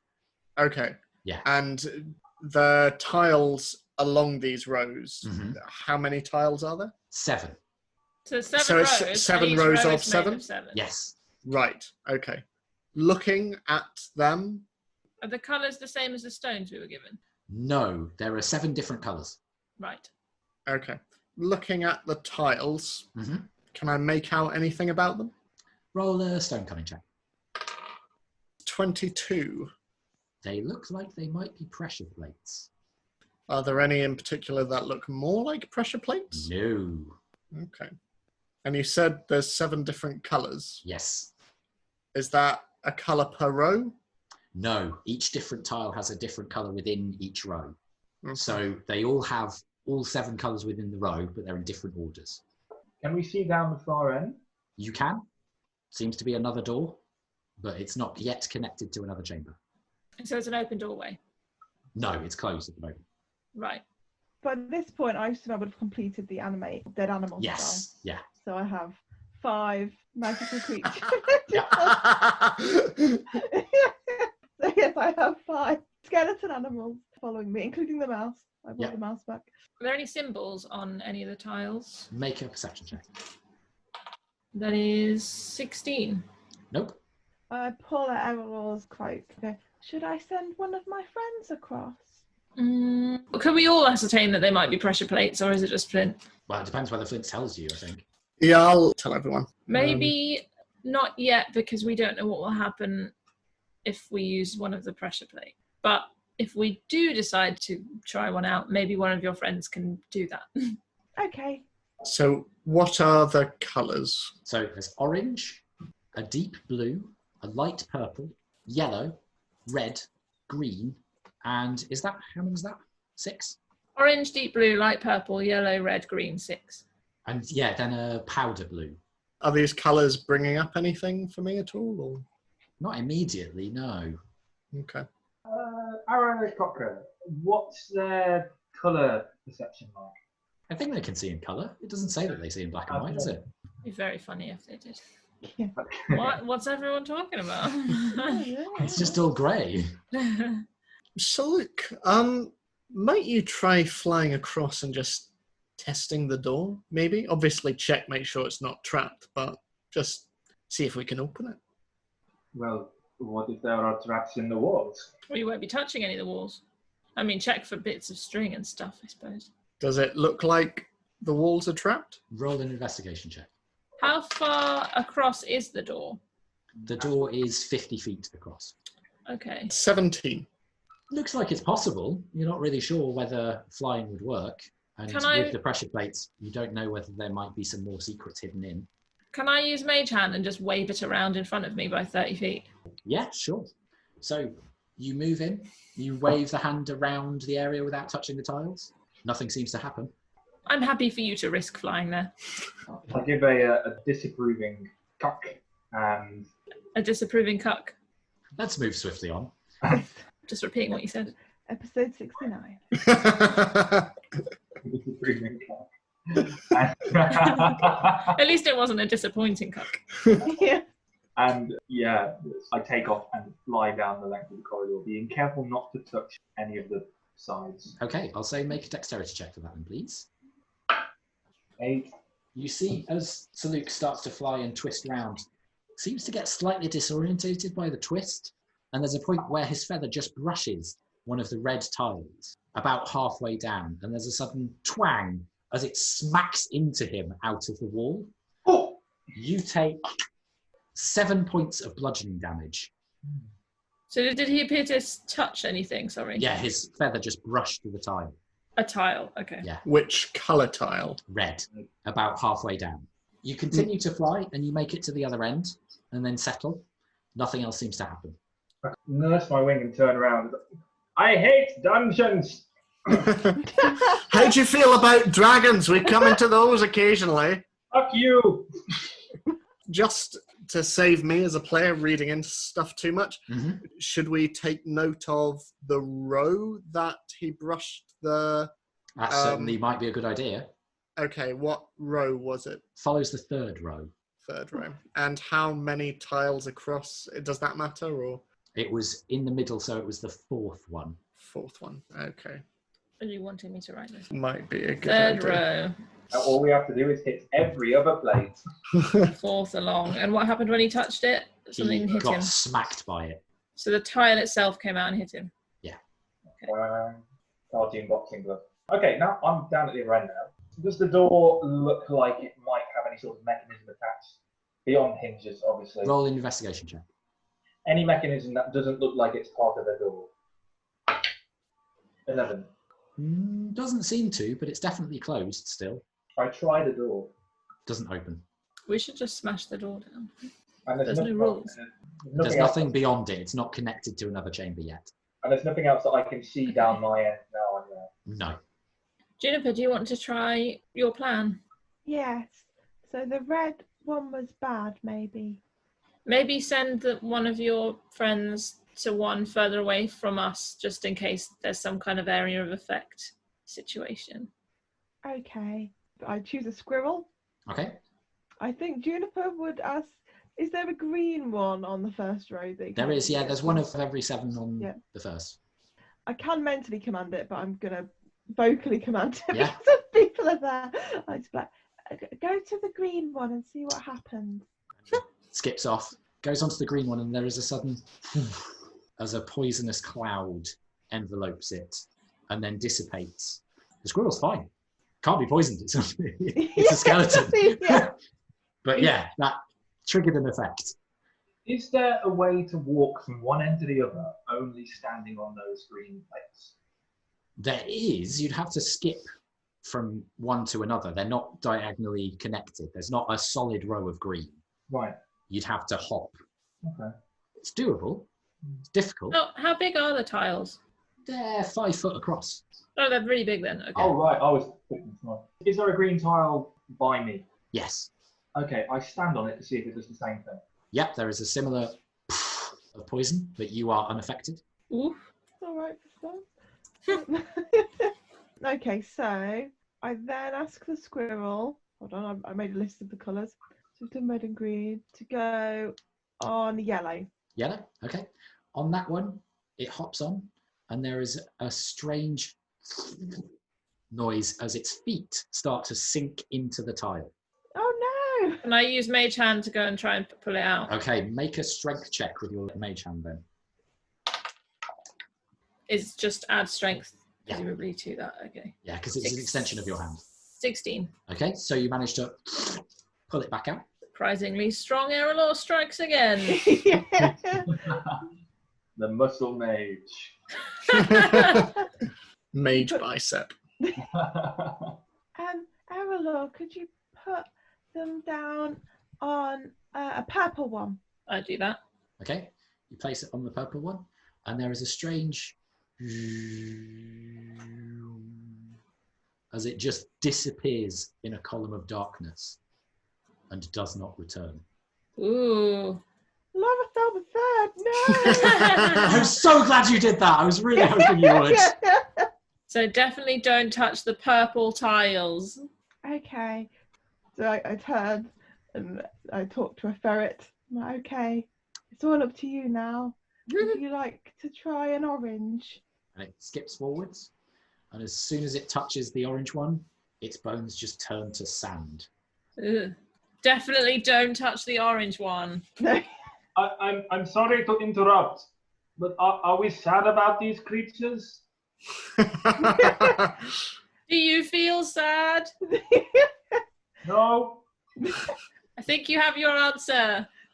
Wait, does that mean that back where all the unconscious people are going, they're just getting like one undead skeleton No, creature they don't after have- the other? They They're don't already have dead. So Oh, surely true. Yeah. they get knocked unconscious, they become proper dead. Also, the orange one's bones turn to sand. I don't think it's just unconscious. I mean, Out of character, I'm interested in how no death, but turning into sand. Well, Juniper, you are aware through your spell that these creatures do still exist, but they are Oh. not in the room with you. It's okay, Silix. They're fine. They're just not here. Oh, so okay. quick question, Salute. So you trod on the green one, but you're fine. Yes?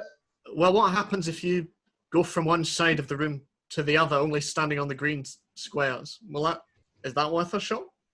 I'll be fine, but I don't see how that helps any of you. Well, I don't know if we all need to make it across. Maybe we just need one person to get to the other side. Maybe just, I don't know. With a squawk of delight. You are a clever dwarf. It is worth a shot. And then, Saluk tries to skip back to them across the green tiles. Okay, make another dexterity check. Well, acrobatics, I would say, for this. Oh, no. Your acrobatics should be really good. No, I'm not there yet. Aha! Oh, yes. Yeah, it's dex-based. You should be good. 30-20. Yeah, so Saluk, very deftly and with flares of wings and feet, manages to move across, and every time touches a green tile, except for the fourth tile of the greens, there is a of poison that doesn't damage you, but the fourth one, there's nothing. And what row is that on? That one is on the 6th row. Wait, I thought it was the fourth one. I'm confused. Fourth tile in the row, Right. but 6th row in the wheel. Okay. So not the I might most draw it. right-hand one. The No. Right. Yeah. I'm going to draw it. I've got some squared paper. Have you? Yeah. That would be useful. So between the door we came in Yeah. and the door we'd leave by, Yeah. there are 7 rows. Yeah. Right. And they all start on the floor, Yeah. but they whirl around the room Sorry. Right. at different points. Got it. Okay. And I when you conveniently pick have one, all the is right that coming colours. From my way, so their second one. Sorry. So obviously I've come from the other end of the room. So you Yeah. said the 6th one I stood on.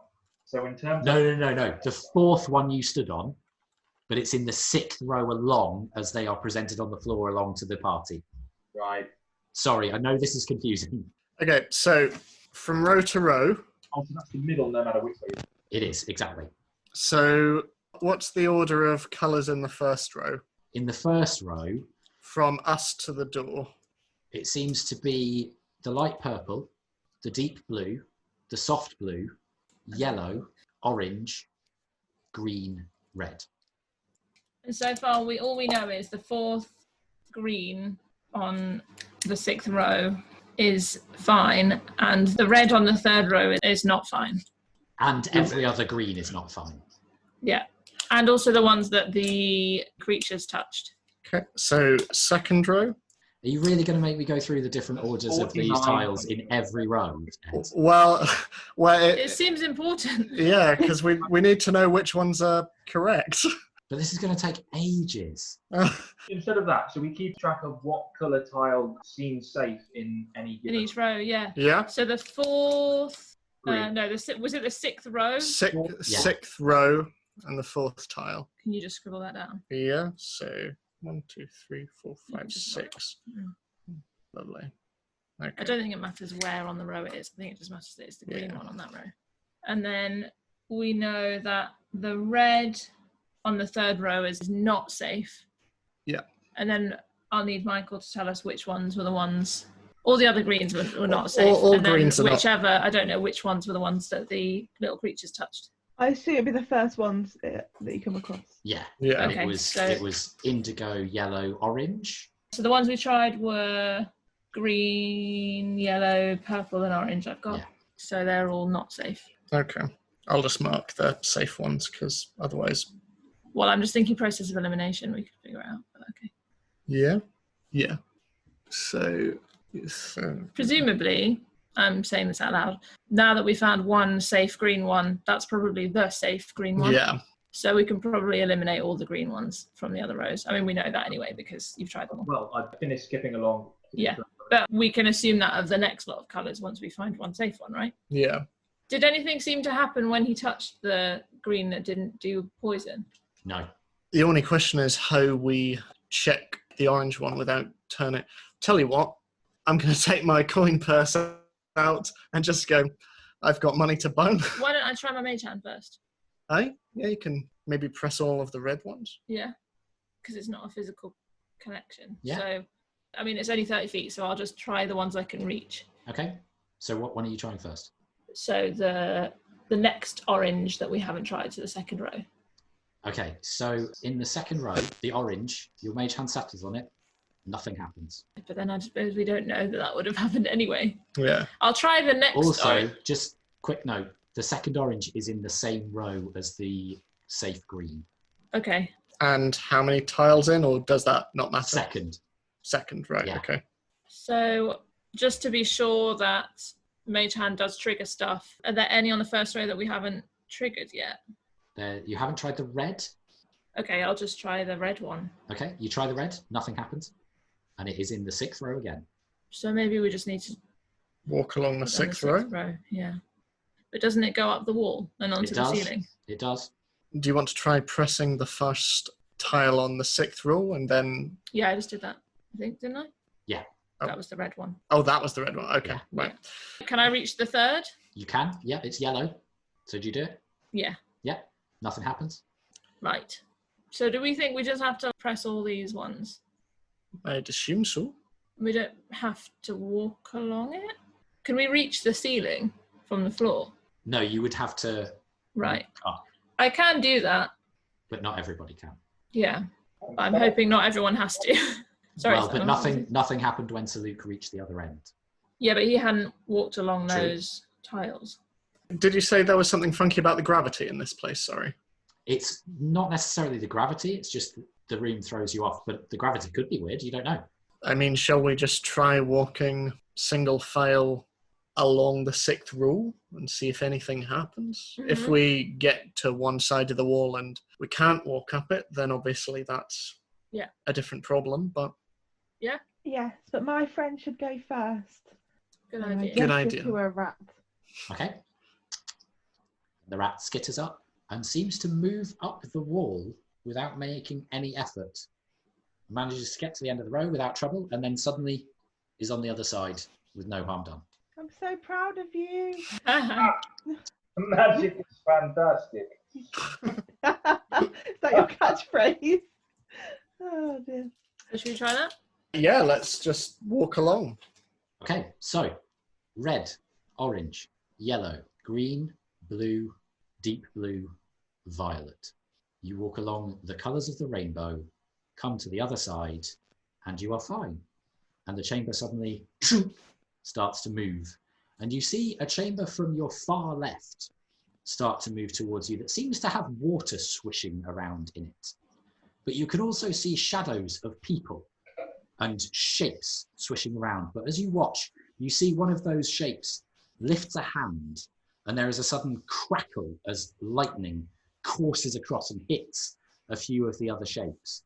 And this chamber then comes to settle as the water ebbs out of it, seemingly through no pipe or entryway that you can see.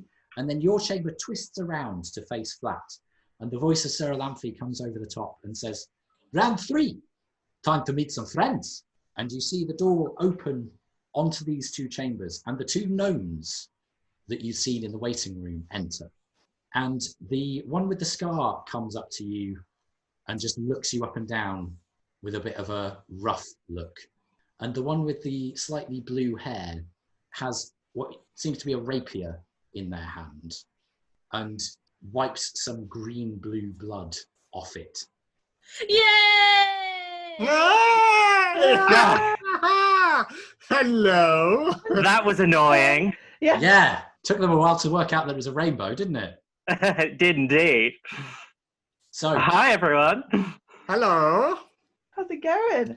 Have you just been waiting there for like 3 hours? No. In our defense, we knew it was a rainbow. We just didn't know if there was a way we had to get across it. Yeah.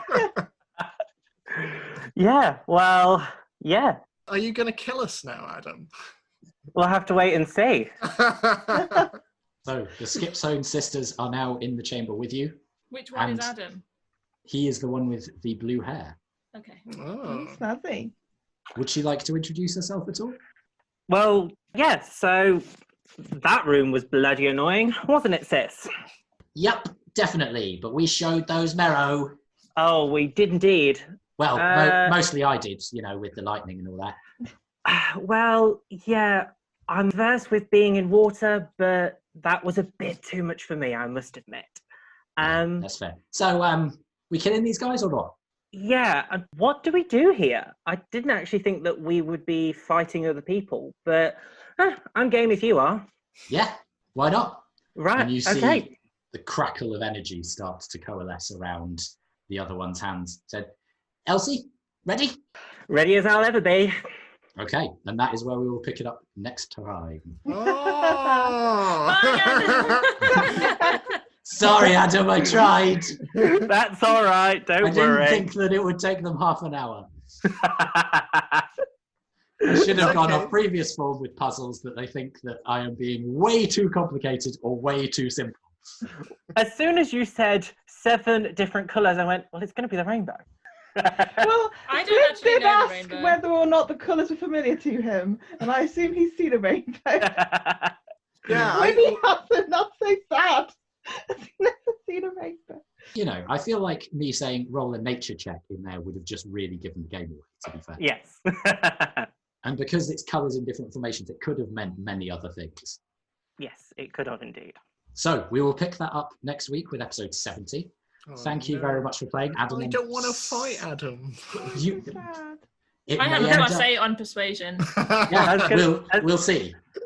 Yeah, you don't know who I am. Yeah, we'll see. Okay. Thank you very much for playing. I hope you enjoyed it. Thank you very much for listening. Like, subscribe, all that good stuff. And we will meet together again soon. Everybody who wants to say bye, say bye.